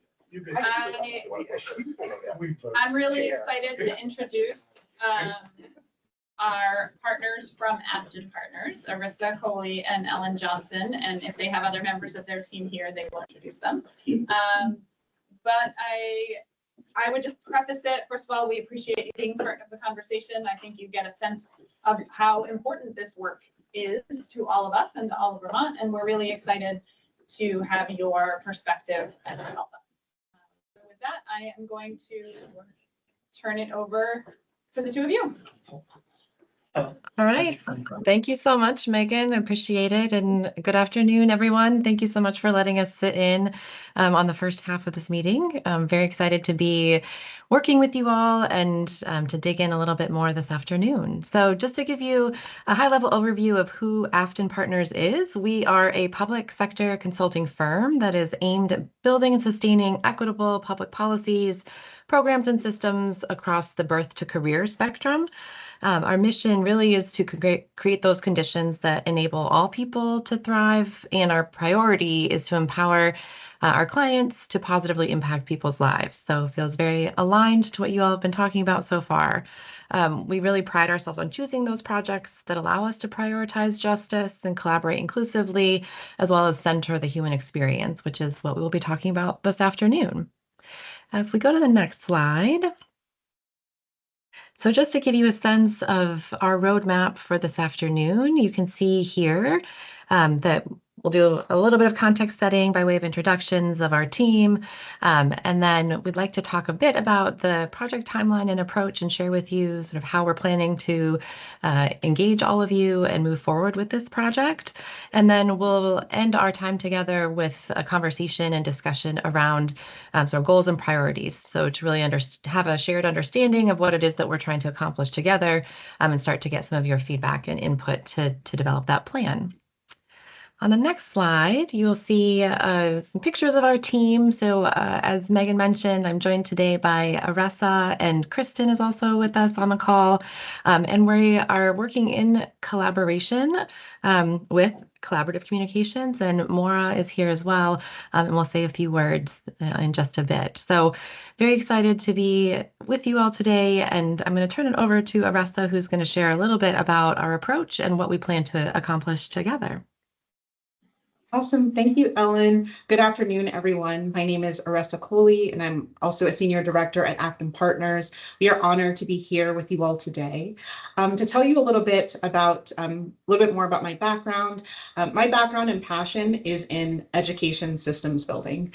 As a former educator and proud lifelong learner, my work focuses on supporting states, districts, and communities to design and build equitable systems that comprehensively support the needs of students and the adults in their lives, including their parents, educators, service providers, community builders, the full gamut and network of individuals and partners that are integral to students' learning and development. Our work, and you'll kind of hear this infused as we talk about our project, is grounded in empowering leaders to solve their most complex process and systems challenges. And we firmly believe that solutions exist in communities. We know that there is no one-size-fits-all approach to enhancing education systems, and I think this is reiterated through a lot of the conversations today when you're thinking about the geographic differences, the different needs of students and those characteristics, the availability of resources. And we know that requires kind of a flexible and dynamic approach to that long-term design. And so our approach is not to come in and tell our clients what the solutions are or how they need to go about this, but supporting our partners in uplifting those community voices and perspectives that are needed to inform the systems, policy, fiscal, and legislative solutions that are in service of those shared goals. And it's our belief that those voices are essential to ensure we're developing solutions that fit within that state, region, municipalities, unique contexts, but also to make sure that those solutions can be sustained over time. And then most importantly, to ensure that those solutions are actually working in concert together to place students on a path to continuous learning and lifelong well-being. And so I'm also going to pause here just to invite our colleague Maura from Collaborative Communications to introduce herself. Hi, good afternoon, everyone. My name is Maura Keeney. I'm with Collaborative Communications. We are a communications consulting firm that works pretty much solely in the education and learning space. We work across the country with districts, departments, nonprofits, foundations, you name it, helping people communicate to a variety of different audiences in the education and learning space on their goals and values and how we can craft messages to speak to a variety of different audiences, leveraging the media when appropriate and finding people and communicating where people are digesting information and finding ways to get all that information to folks. And really starting with, and some things that will happen today, helping people talk about the organization and the way that they want to be presenting that externally and internally, and having some clear understanding about their roles and goals. So happy to be part of the team, and thank you all for having us today. Thanks, Maura. So to tell you a little bit more about our project, our approach to this project is grounded in enhancing the Commission's ability to lead equitable, inclusive, and effective community engagement. And through this process, we hope to first and foremost enable the Commission to enhance trust and credibility with the public through inclusive engagement and communication methods, both demonstrating, continuing to demonstrate the Commission's commitment to equity, but also building that first critical step in that two-way relationship with the public, and with other state and local partners, knowing that trust is really that first step in building that deeper relationship. Through this process, we also hope to empower the Commission to continue to improve transparency and accountability through the implementation of regular updates, ongoing feedback loops and mechanisms, and progress monitoring, particularly around who is engaged and how those emerging insights and findings are being used to enhance ongoing recommendations and solutions. Through this approach, we also hope to enable the Commission to build a shared vision for Vermont's public education system to inform a more unified and supportive educational system. And right alongside that, strengthen decision-making by really empowering the Commission to gather insights from a wide range of perspectives that leads to more comprehensive solutions that address diverse educational and geographic needs. And lastly, through this project, we hope to empower the Commission to really lean in and continue to focus on systemic change by understanding the root causes of inequities and the impact that different policies and practices have on perpetuating those disparities. Our work for this project is organized across 3 overarching phases. Right now, we're in the project initiation phase of introducing ourselves to the Commission and starting and becoming more grounded in the Commission's priorities. And as Ellen shared, we'll have most of our time together will actually be engaged in discussion to begin that listening and learning from you. And then we will begin reviewing the Commission's draft engagement framework. And through this review, we'll also be conducting an equity assessment and then using the outcomes of those processes and conversations to inform a final redesign. And we'll talk in much more detail about some of our phase 1 activities in the upcoming slides. And then underpinning all of this is really a part of phase 1 is developing some key messaging to help describe the Commission's work and what we want to accomplish through this process, and then developing a media support plan for how we will continue to deliver updates to the public and to other partners, but then also stay engaged in that two-way communication. As we move into phase 2, we will focus on starting to apply that redesign framework through facilitation of community engagement and public input sessions. In this phase, we'll facilitate a combination of town halls, focus groups, and also disseminate a survey. Each engagement opportunity serving a very distinct purpose and how we can continue gathering input and creating that two-way information flow to support the commission's ongoing work. The town halls will provide opportunities for broad engagement, and those sessions will be intentionally structured to facilitate a two-way dialogue that enables both information sharing to the public about the commission's work and any identified key educational priorities, especially things that are identified through the commission's work plan. But it'll also begin to create those spaces of starting to listen and learn from communities and providing that initial kind of trust and getting people used to this new way of listening and learning to inform ongoing priorities.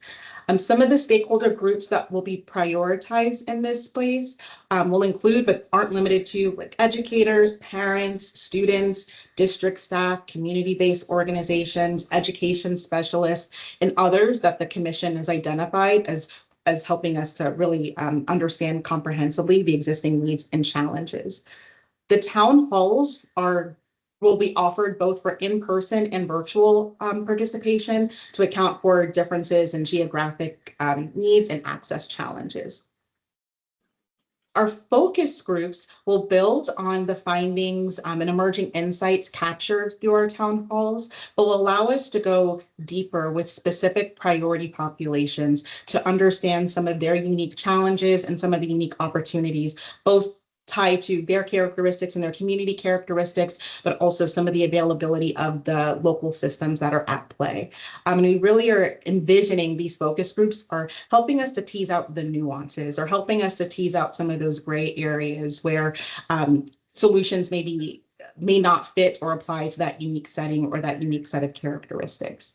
The focus groups will also give us an opportunity to really understand some of those spaces, the unique spaces based on individuals' lived experiences and differences in subject matter expertise. And we very much want to build on top of all of the engagement that's happened in the state and then rely on some of those regional and local partners to help us with that communication and outreach, because we know that we'll need to rely heavily on existing trusting relationships.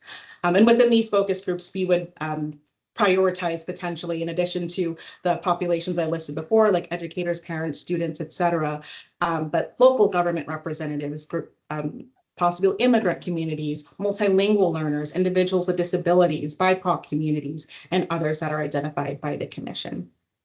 And then for anyone who's not able to participate in either the town halls or the focus groups, we will also have a survey available to ensure we have inclusive input and access. And along the way throughout our phase 2 and phase 3, there will be ongoing monthly media releases that Maura will be able to speak more to.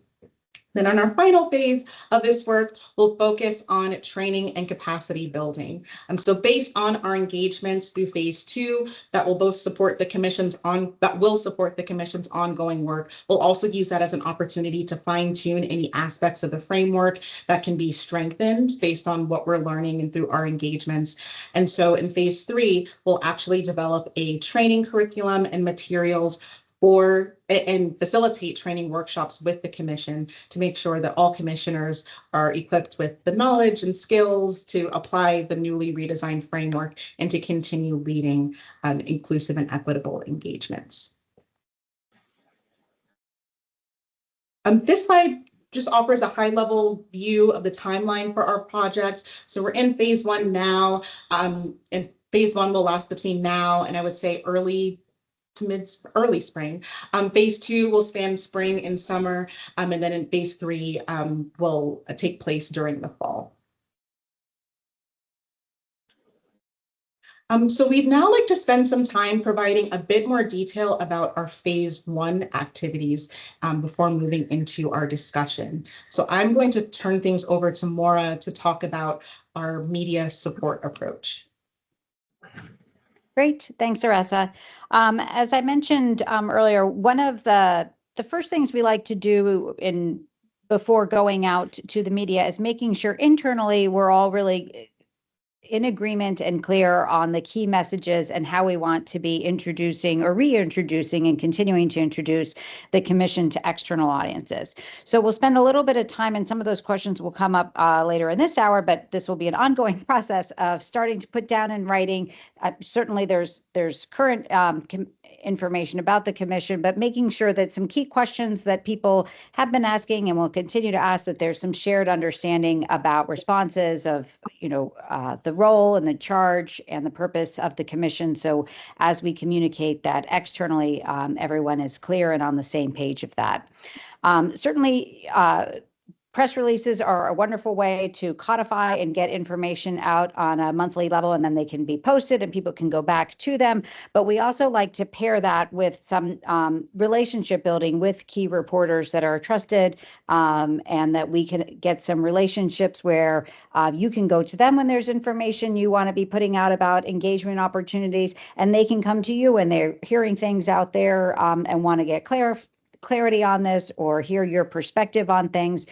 So really want to, ideally create sort of a two-way street, that yes, there's regular press releases going out. So if people are interested, they know that there's a place that they can see things going, but then also having more of that dialogue with members of the media. So you can really be getting some real nuanced and comprehensive information out to the public.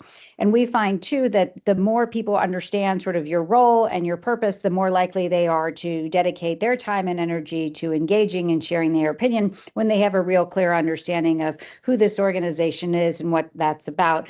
So we certainly don't want to step over that important piece in making sure we have some real clarity out there and some strong messages there. Really want to make sure that, things are transparent and out there in a way that the public and others interested can easily find that, and that there can be some real thoughtful and authentic engagement with both the media and getting to your key audiences and community members. Thanks, Maura. So to talk a bit more about the actual communication engagement framework review and redesign. As we begin reviewing the Commission's draft framework, we are keeping the goals of the initial framework front and center, knowing that at all times we want to make sure the Commission can continue to educate and inform the public about Vermont's educational context and can use these relationships to combat any misinformation and provide accurate, valid, and contextual data about the Commission's ongoing work. We also want to make sure we're continuing to create open, transparent, and psychologically safe spaces to listen and learn from diverse audiences, and continue supporting the Commission in establishing trusting and collaborative relationships with the public. And so through this process, the final framework will outline the key strategies, tools, and metrics necessary to ensure communication is clear, targeted, and equitable. And additionally, the framework will guide engagement efforts by detailing best practices for outreach, best practices for data collection, and the ways to incorporate feedback from diverse audiences into decision-making processes.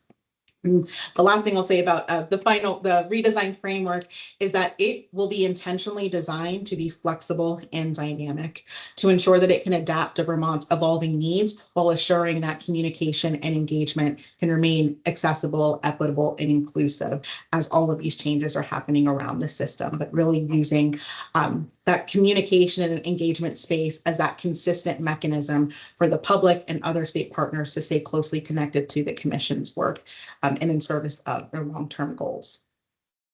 So to help us achieve our final redesign framework, we're first going to conduct an equity assessment or an equity audit.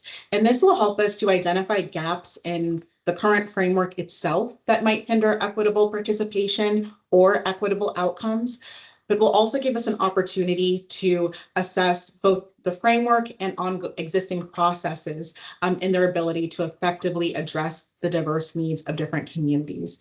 And then based on kind of the outcomes from those first two components, we'll then benchmark our different iterations of the framework against best practices in equitable community engagement and communication. But there will be a bit of iteration here to constantly kind of toggle between what are best practices and then what actually needs to fit and what needs to be aligned to Vermont's context. So kind of always going in that kind of double judging mode to land on the right fit.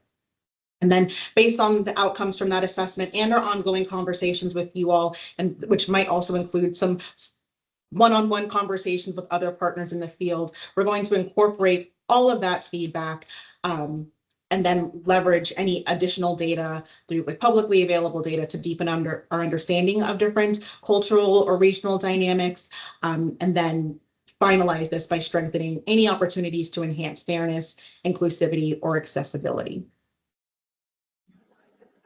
And so I know we've been talking for a bit, so I'm going to turn things over to Ellen to lead us in a discussion with you all about, and please feel free to ask any questions about our project as we're going through our list of discussion questions. All right, thanks, Aressa. So let me just give you a sense of how we're going to sort of structure this discussion. So we're going to do it in two parts. So first, we'd like to have a large group conversation with commissioners about the engagement process itself and really codifine what success is going to look like for the process. And then second, we want to have a conversation about what our approach will include, such as what does equitable engagement look like, who should be prioritized for our outreach, and other questions of that nature. So in that second piece of the discussion, we are also going to use a virtual collaboration tool called Padlet so that members of the public that are present either in person or virtually can also participate in the conversation.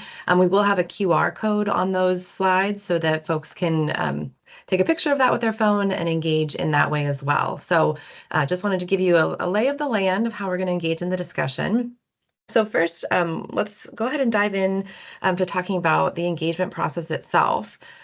So hopefully on the slide, you can see we have several questions here. We don't have to hit them all, and we can sort of answer them in order of the ones that are resonating most with you, but I'm just going to read through them so we all have a sense of sort of what are the types of discussion and conversation we're hoping to have in this first segment. So interested to hear from you all in terms of what excites you the most about the potential outcomes and impact of this project. What do you want to be empowered to do? How do you want to be viewed and understood by key parties such as the legislature, state education leadership, communities? What do you need from each other and from our team to feel supported and effective in achieving the project's goals? And then what can we do to build trust and ensure that we capture your honest opinions, thoughts, and ideas throughout this process? So I might recommend we sort of start somewhere near the top and work our way down, but would like to open this up and maybe start with just what does excite you the most about the potential outcomes and impact of this project around communications and engagement specifically.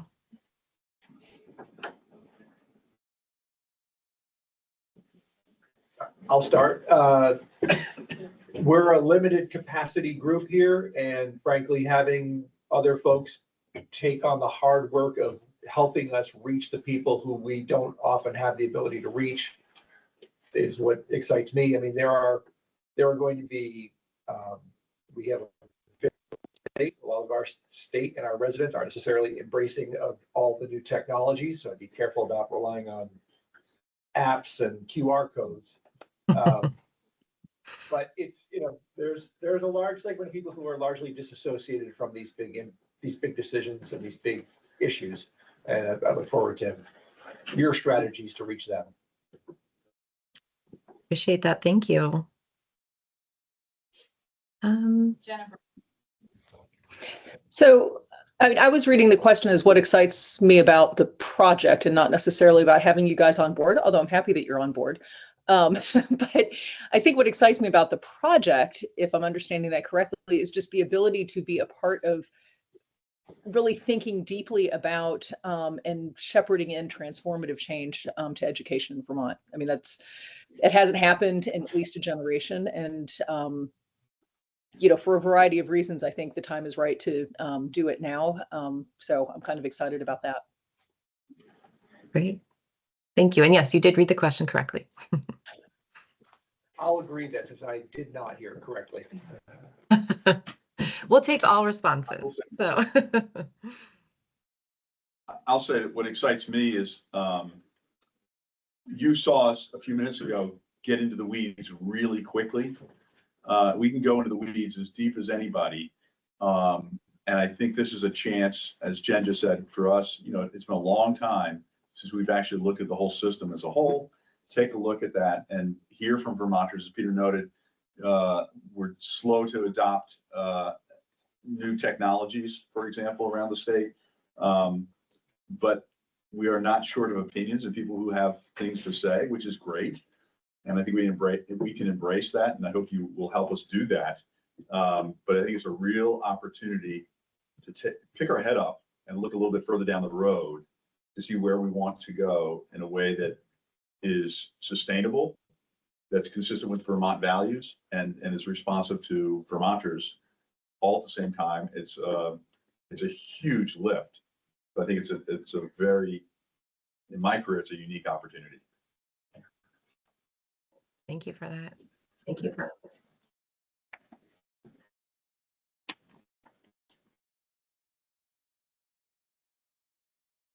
Folks, I feel I like can this just is. share. Oh, Please. sorry. And No, go ahead. a little bit. I think I've shared this during sort of our introductory meetings, but you heard today a conversation about making sure that this group's voice is present in the conversation, and that I am excited about doing better at that, frankly, because I think that's what we were asked to do, and it's hard to do that well and still keep pace with the speed at which the conversation is happening. And I don't pretend that that's going to be particularly easy for all of you, honestly, as you help us, but I am excited about doing better than I think we have. Thanks, Megan.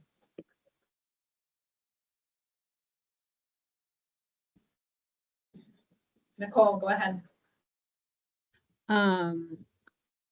I'm interested in building broad-based political will for, as others have said, transformative change. I think the nature of the way our legislative process works means that sometimes very narrow sets of constituencies, limited voices are at the table when these conversations happen and decisions get made. And frankly, change gets disrupted because of some really loud voices from a relatively small number of folks. And so I think it's really exciting to have the capacity brought on by additional expertise to broaden the number of people in the state that understand what the issues are, what the options are, and they can weigh in a really meaningful way. In the hopes that we move something forward, ultimately, for the betterment of the state and our public education system.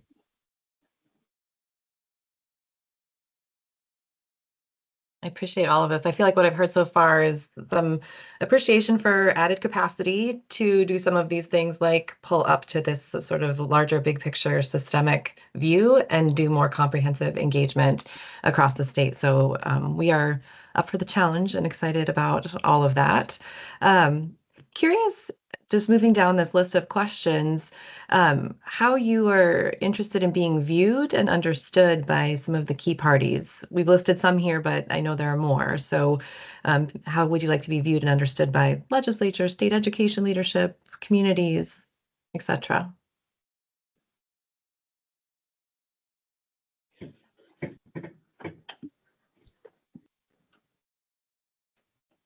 Jennifer, go ahead. I'll jump in.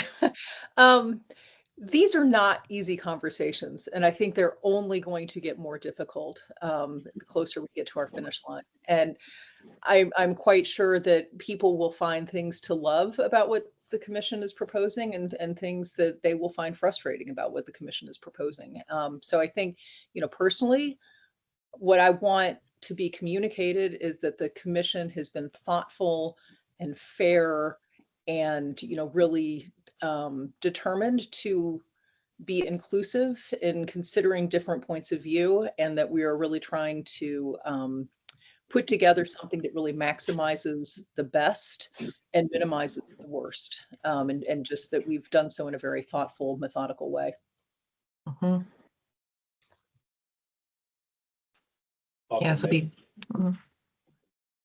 For the Vermont Principals Association specifically, we met prior to the commission, and my executive board met with me, and we were very clear that we want to live our mission. And that's what we try to do in every decision that we make. And our mission is to provide equity and high quality for every kid in the school system, whether in a public school or private school, and try to provide them all with equal support and equity. So our mission's around that. We want to make sure that whatever we do in terms of a system change impacts all kids, is fair to everybody. And we're going to make all our recommendations based on that. From the commission perspective, I'm hoping that people will walk away thinking that they were listened to, that they were heard. I'm really excited about you folks being part of this, because I want as many Vermonters as possible to have input into, the future of our democracy, which is where our public education system starts.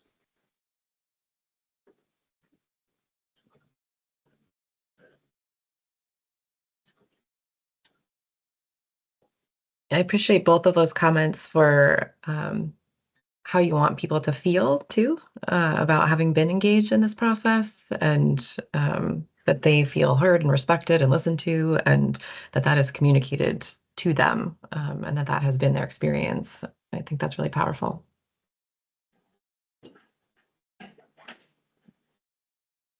In order to do that, I'm curious with these last two questions, sort of what do you need from each other and from our team to feel supported and to achieve that mission?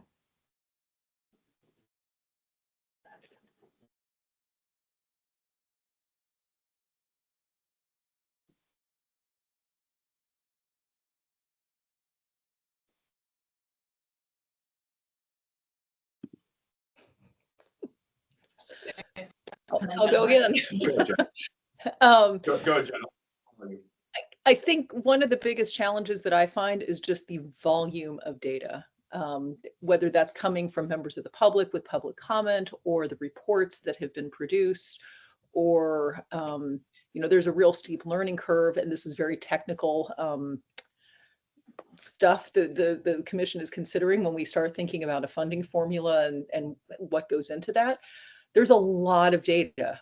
There's a lot of information. There's a lot to wrap your head around, and many, many voices. And I think what would be really helpful for me is to have you all help to really go through that, all of those information sources, and really distill it down for us. Yeah, I appreciate that very tactical recommendation. Thanks. What I will say is, I think I agree with Jay. My membership of Vermont EA is concerned about the well-being of kids. They just want to be left alone to teach and work with their kids on a day-to-day basis, and that's their focus, as it should be. But as we look at a little higher systems level, I think what I think we need is vulnerability amongst ourselves.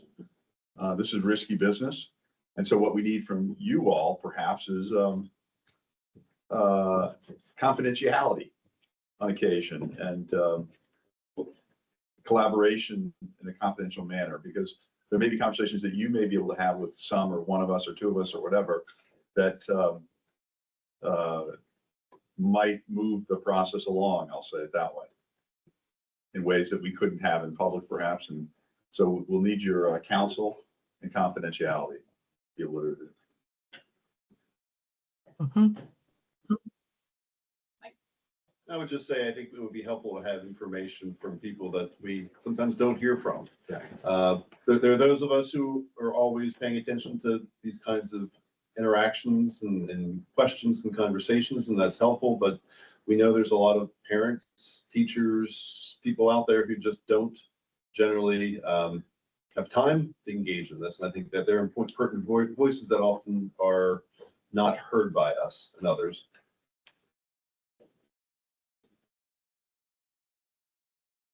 I would also, I agree with those comments, and it also prompts, I don't know the right words to describe it, but we need some amount of people use the word nimble, some people hate the word nimble, but at the same time that we need to do everything that we just talked about, which takes time and thought. And by the way, I think we need to elevate the need to be thoughtful and as we do this. But we also, if we are too thoughtful, frankly, or there is tension between the need to be thoughtful and the need for the other conversations to go so fast that we become irrelevant. And I know this group has heard me say that a lot, but I fear it because I think we are an important body to be able to bring up the right questions, talk through this. I don't think that this body is averse to big change. I actually think people are recognizing the need for big change. We want to do it well and we want to do it right. And we know that the conversation swirls around us. And so we need to be able to balance those two things and somehow be both thoughtful and engaging people from all corners who aren't here, and also be able to have conversations fast enough to give the legislature what they need, because ultimately they are the decision makers.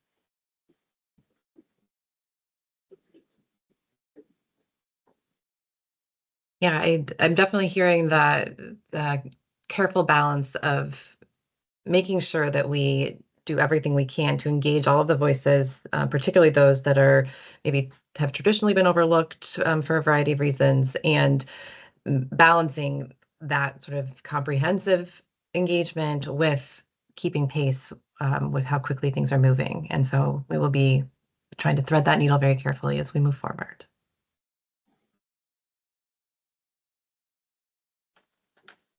Anything else in terms of, oh, I see a hand. Hi, thank you. I think with having your expertise on the commission will be helpful in keeping us goal oriented. There's a lot of different pathways to reach the same goal, and I think it's really critical that we center our work and our recommendations around what we think will be the path forward to get us there.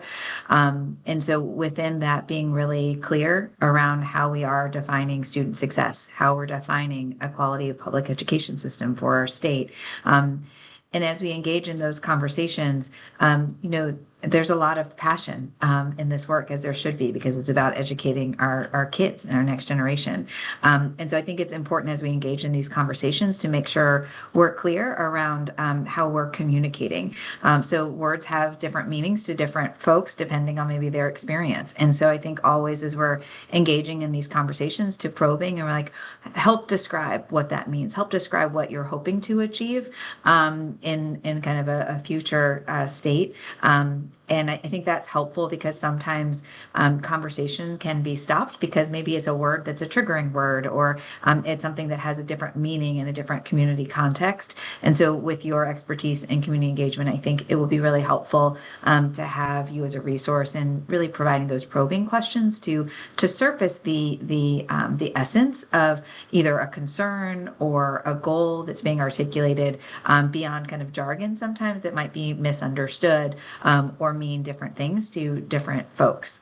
So just appreciate your help with that, because I think in many instances there's a lot of different pathways, but there's kind of a core of what we can agree upon as being important, and being able to center our work around that can help us to really think comprehensively about this broader transformation. Great, agreed. Before I move us forward, is there anything else in terms of defining success, how this group works together, how we can be supportive in this process?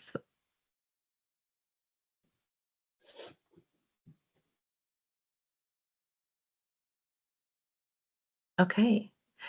I'll go ahead and move us to our next set of questions. And as promised, for those that are interested and would like to engage in this way, we do have a QR code at on the screen.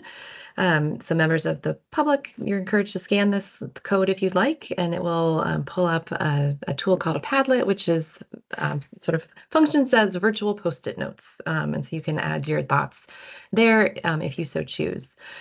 For commissioners, these are the two questions we'd like to address now. So moving into a conversation around sort of thinking about our approach to the engagement, we thought it would be important first for us to come to a common definition or some alignment around what does equitable engagement mean? What does that look like to you? And how will we know when we've achieved that? So curious your thoughts on that.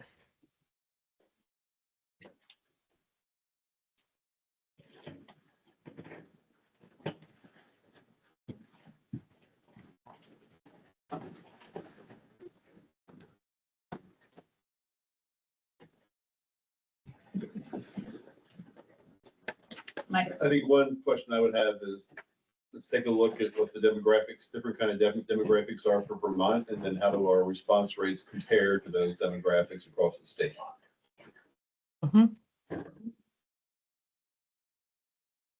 Making sure we're representative in that way. Yep.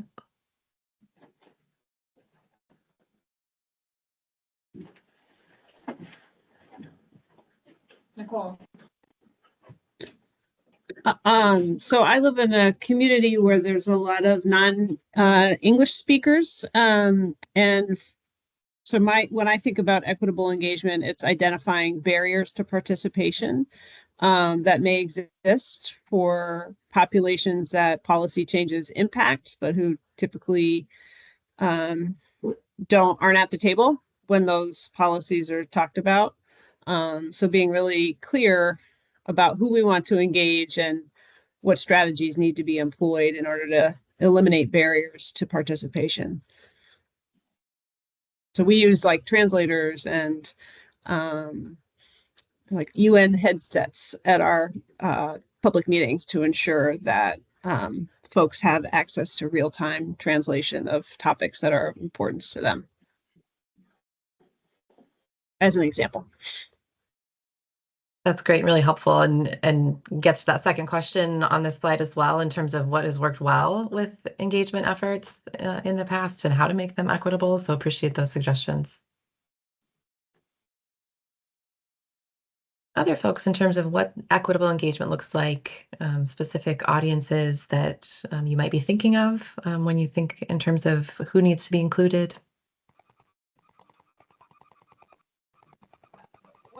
This is not necessarily an answer to that question, but something to think about in answering that question. I think audiences and who we need to engage with is going to vary a little bit based on the particular questions that we're asking. It's part of why today's earlier discussion was trying to surface who else should be at the table, and that's both from an experience standpoint, parts of our community standpoint, potentially an expertise standpoint. So because of the changing nature of the questions I think we're going to ask, we're going to have to keep coming back to this equitable engagement part.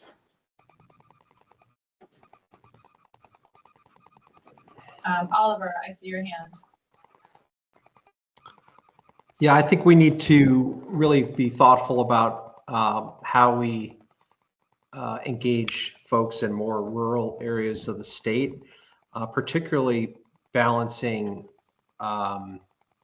participation in in-person meetings, right? So if you have an in-person meeting in a very urban environment with dense population, you can bring out more people within a more tightly confined geographic area versus a much less dense area. So I think, anytime you contemplate, in-person sort of feedback opportunities, you're going to have just limitations based on density. And I think that can result in an underrepresentation or participation from folks from those communities.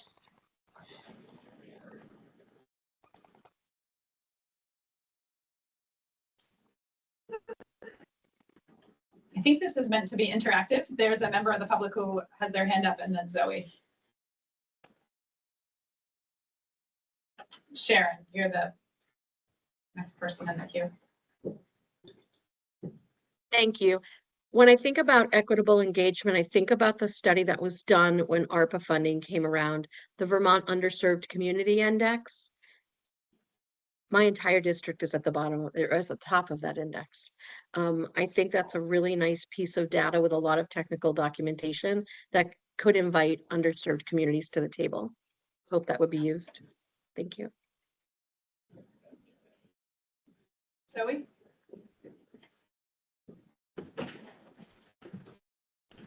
I think building trust is obviously a critical component of authentic and equitable engagement. And sometimes there is a distrust of government, and I think the commission would be seen as an extension of that. So there's value in working with trusted community partners to really engage in these conversations, and maybe even working with those partners to host discussions in a space that feels safe and where people feel connected. So just look for opportunities for us to engage in those type of partnerships, and really building upon local leaders and communities and trusted community partners to engage in these discussions. Okay, thank you for these suggestions.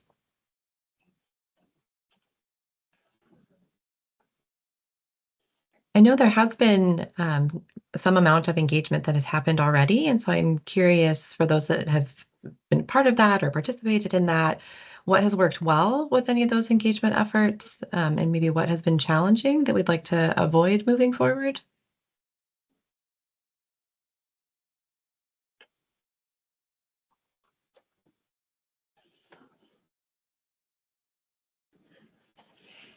I would just say that we've had a number of sort of self-created public engagement periods, which I've gotten a lot out of. However, it is the typical problem we have in Vermont is that when you invite people to come into something, you're not really sure who's going to show up, and you can often draw just sort of one segment. If we're having our meetings at schools, we're going to get school people who are there and available and in town. And so I think that's been a bit of a challenge as to how to get a good broad range of people at our public engagement exercises. Mm-hmm.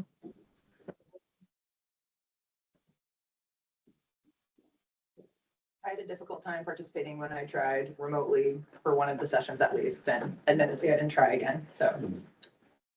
It sounds like robust. We have had problems with trying to do the hybrid thing too. That's something you should know that has not gone very well. We've tried to do that. So we've talked about maybe having a couple of nights that were just completely online. Something maybe to think about, and trying to get a wider scope that way.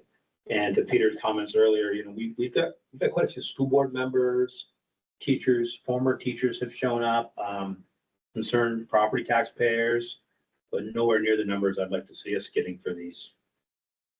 Like, we do need a broader audience, I think.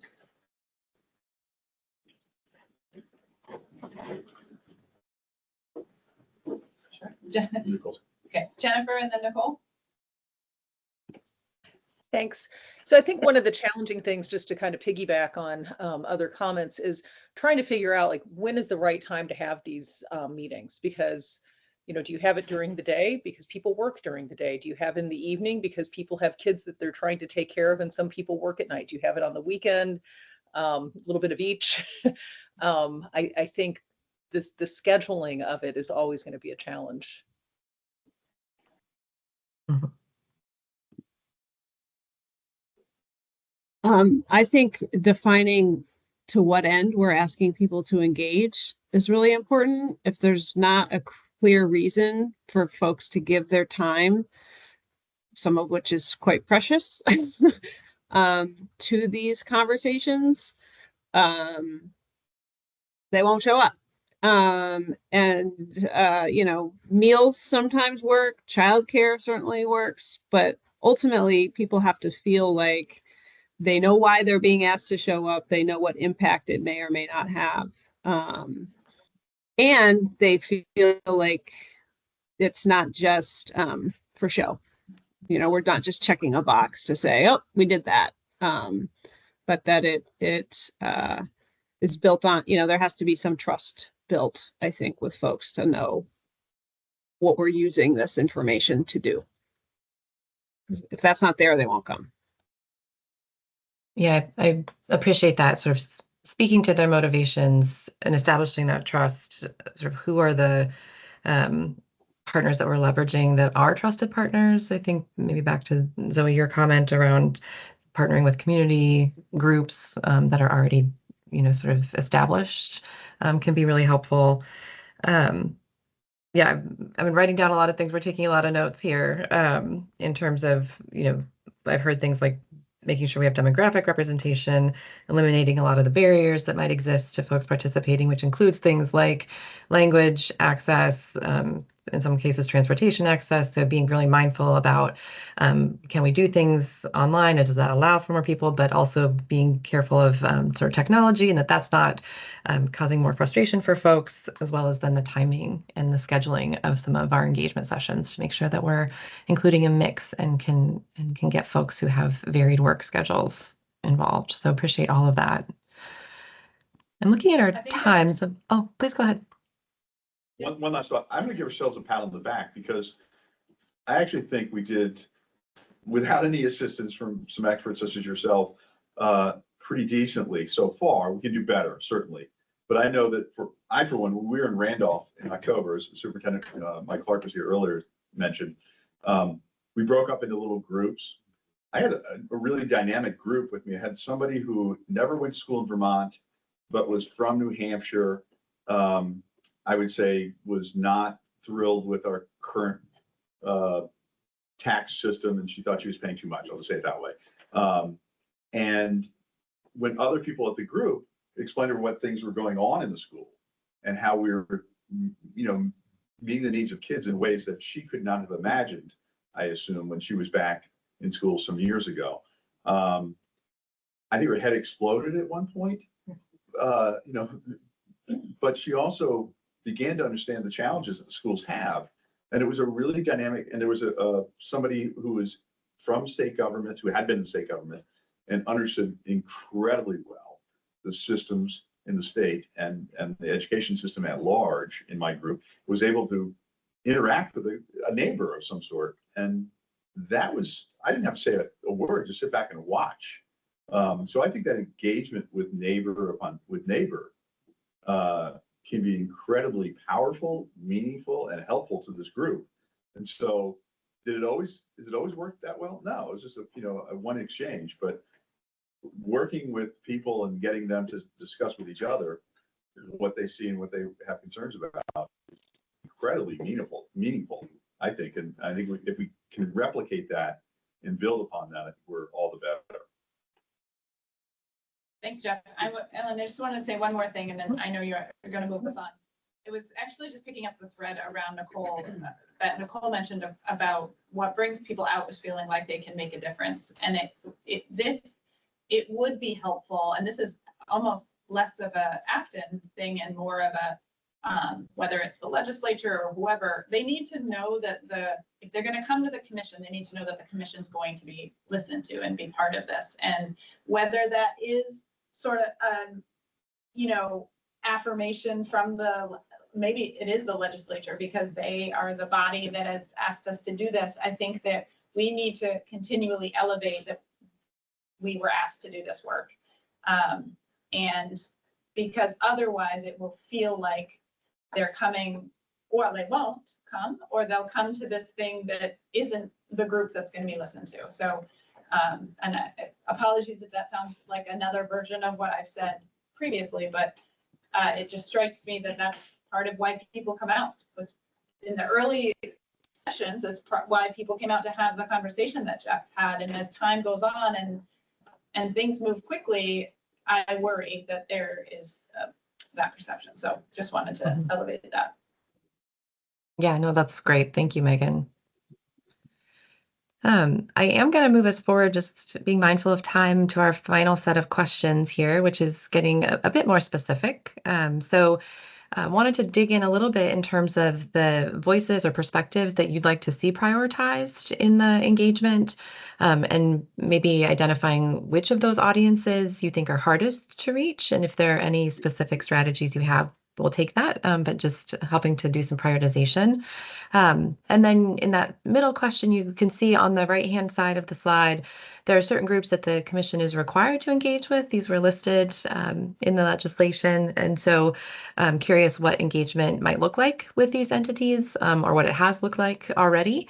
And then are there any partners that you might encourage us to connect with to support outreach and communication? So leveraging some of those existing community supports perhaps, or any other entities that you think would be really helpful. So maybe we start at the top, and I'm curious what voices or perspectives you're interested in seeing prioritized or that jump to mind right away. I'd love to see us prioritize student voice. We have not had a lot of student voice specifically at the commission level. Obviously, youth council is a required, but there are lots of other ways to engage our youth. I think each one of us has shared anecdotally conversations we've had with students, but not in a formal way. So I would love to relate that perspective.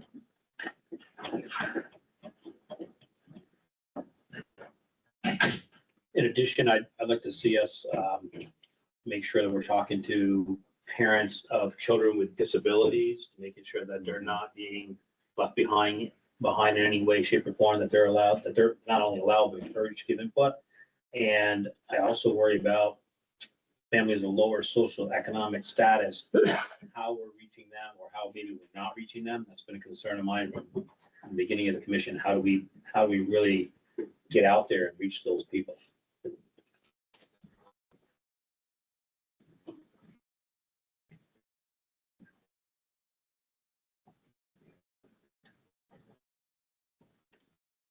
Appreciate those suggestions. Other voices that you'd like to see prioritized, or others that you feel like have been overlooked because they are sort of traditionally more difficult to reach for a variety of reasons?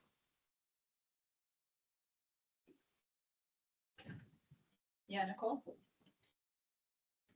I would love to see folks who aren't employees or directly involved in the education system. We can get ourselves, as you probably witnessed earlier, deep in the weeds because of our familiarity. And so I think bringing in, obviously most people are taxpayers, but they don't have to, Jeff Fannon's point earlier, they don't have the same level of understanding or familiarity with the discussion as some folks who are really close to it do. So I do think certainly parents, families, but also the business community, influential people and organizations in the state also need to be brought into the conversation. And otherwise they engage in their own way. Without perhaps a full appreciation for the complexity of what it is we're trying to grapple with.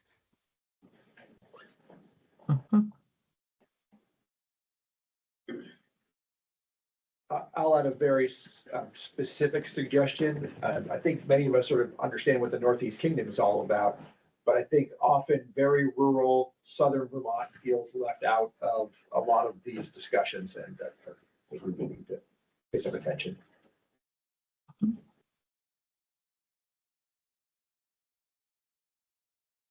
Thank you for all these suggestions. I know we are getting close to time, but I am curious to jump to this last question on the slide. Are there any particular partners or organizations that you might encourage us to partner with or to reach out to help support with outreach for engagement?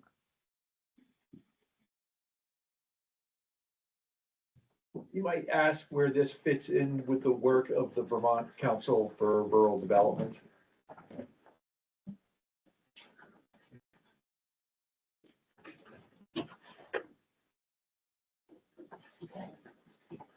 Obviously, the Vermont Disability Law Project, Jay mentioned the disabled community.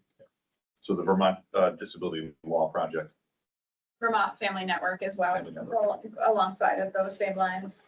They're our support organization for families of kids with disabilities.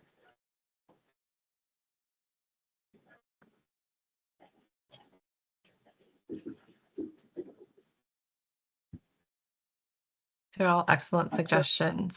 Was Sorry, did I cut someone off? Nope, I don't think so. Okay, all right. Well, thank you so much for engaging in this sort of introductory conversation with us. Our contact information is here. I think what we can also do is in sort of follow up after the meeting, we can share the virtual link to the Padlet that we're using in case folks have other ideas, suggestions that come to them after and would like to add those to the board just for sort of posterity's sake and as we're taking notes and getting started with this work. Thank you so much to public and other members who participated and left comments in the Padlet. In the future, we will have opportunities for public engagement that aren't tech dependent as well. So thanks for working with us through that today. And again, we are available for any sort of questions or outreach that you all have, but we'll look forward to working with you all in these coming months. So I think I will turn it back over to Megan. Thank you very much again. We're really excited to be working with you. Just to sort of close that out, I have regular check-ins scheduled. I think it's like every other week on a Monday. And these aren't meetings, but these are sort of moving the work forward. If any individual commission members is interested in joining periodically, obviously we need to avoid it becoming a meeting, but just send an email to me. I'd be happy to fold you into those. Those meetings are with who?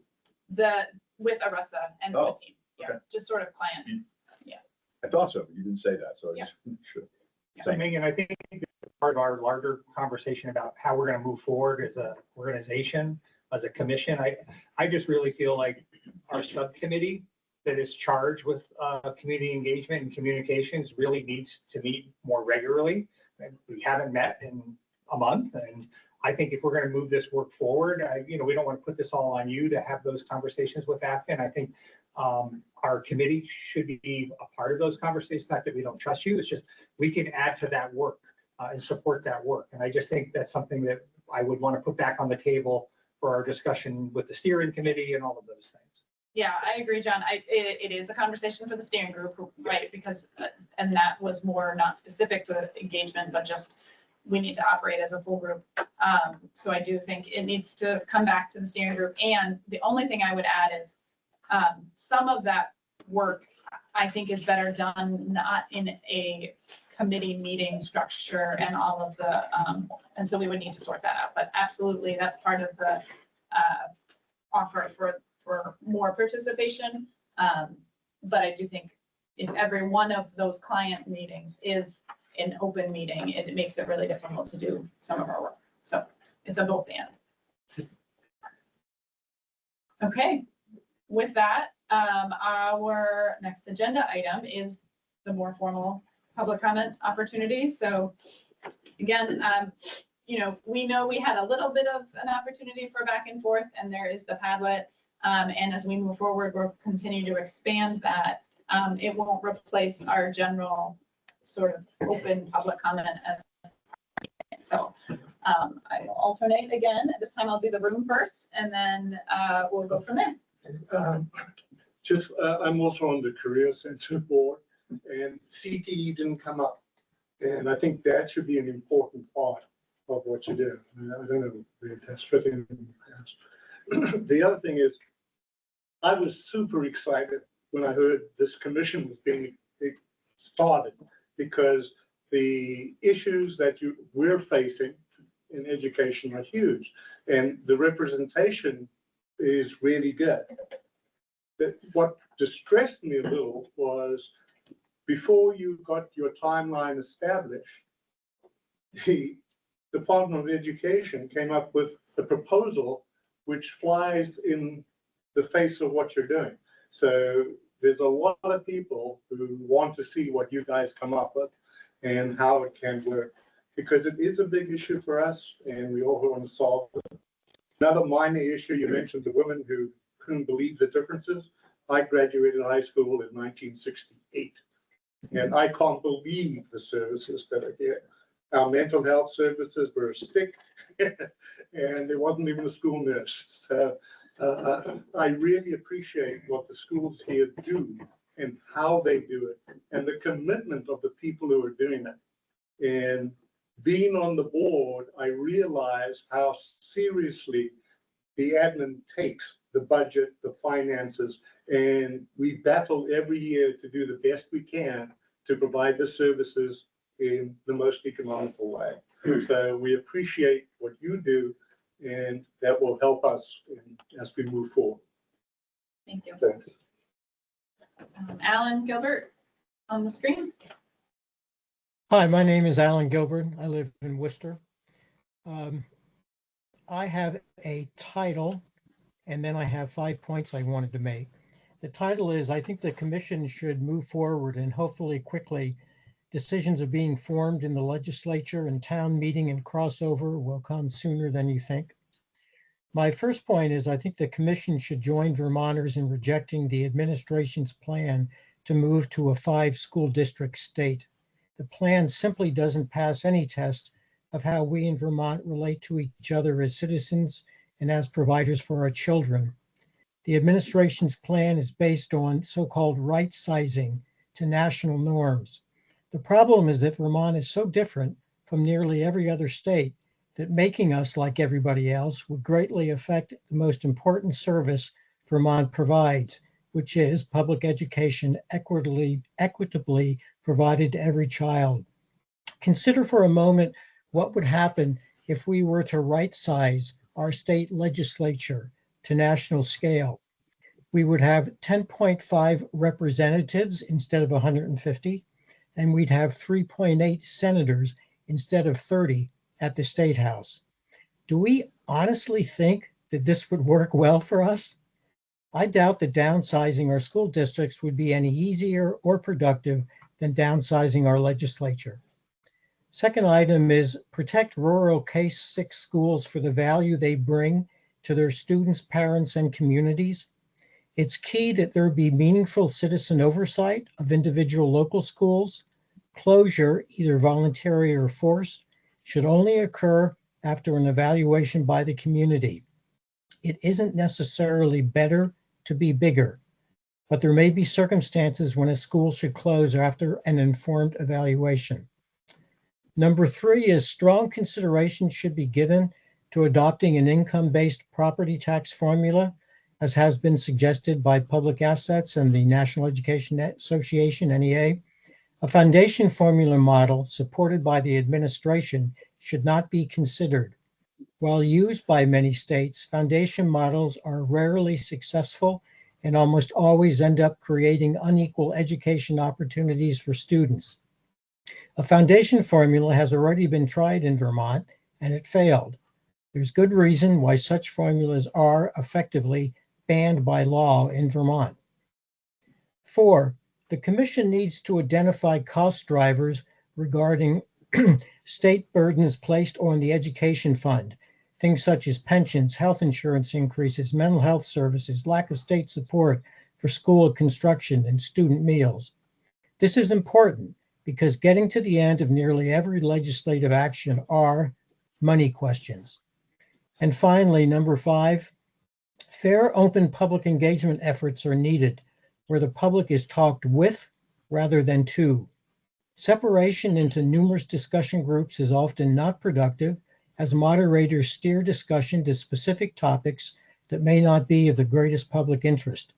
The result can be miscolored depictions of what Vermonters want to change in their education system or what they don't want to change. Thank you for the opportunity to provide these comments. Thanks, Alan. Anyone in the room? Okay. David, go ahead. Thank you, Dave Scholes in Brattleboro again. A couple of points. One is I'm looking at the purpose of the commission, the charge for the commission, and I sat through most of the legislative meetings where that was discussed, and what people had in mind was to create sort of a North Star vision for all of the policies and all the other structures that would be needed to realize that vision. And it seems like the statewide vision part of your charge, which is actually, it comes before the one about recommendations for all of the things you've actually spent your time talking about.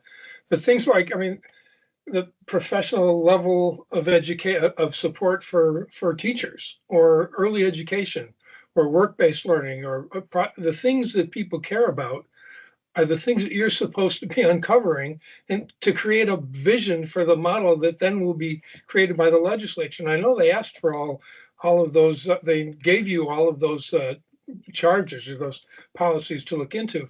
They also gave you a long list of organizations to hear from, and that hasn't unfolded either. So I have the sense that, because, I mean, the idea of an independent voice coming from the commission, when every one of you represents one or another of the special interest groups that are in the legislature daily and participate daily in advising them, to somehow think that when you all sit down together in a room, that makes you an independent voice seems it doesn't seem very realistic to me. And I think that the goal, which is a vision for our public school system, to find out what our families and what our kids think they need, what they want from their school system, is what you're supposed to be doing. And it just seems like that's not anywhere on your agenda. So thank you. Thanks, David. Anyone else? And I don't see other hands. I believe, I think we are ready to adjourn. We're a few minutes early. Commission, you expect sort of just a quick summary email around pointing you at some links to take a look at if you haven't already. I'll also just look ahead at the schedule for this coming week in case there are other things that are relevant for you to tune into. And steering group should probably expect a organizational schedule a meeting note as well. And with that, I think we are adjourned. Thanks, everyone. Thank you. Thanks. Please grab some snacks before you go. Want to let them out. Right. Can you become a superintendent? Is that like why you all look tired and you all look tired and depressed? I'm like, we're gonna meet you. Yeah. You're all very familiar. Not here. I'm here. Without you, wouldn't be as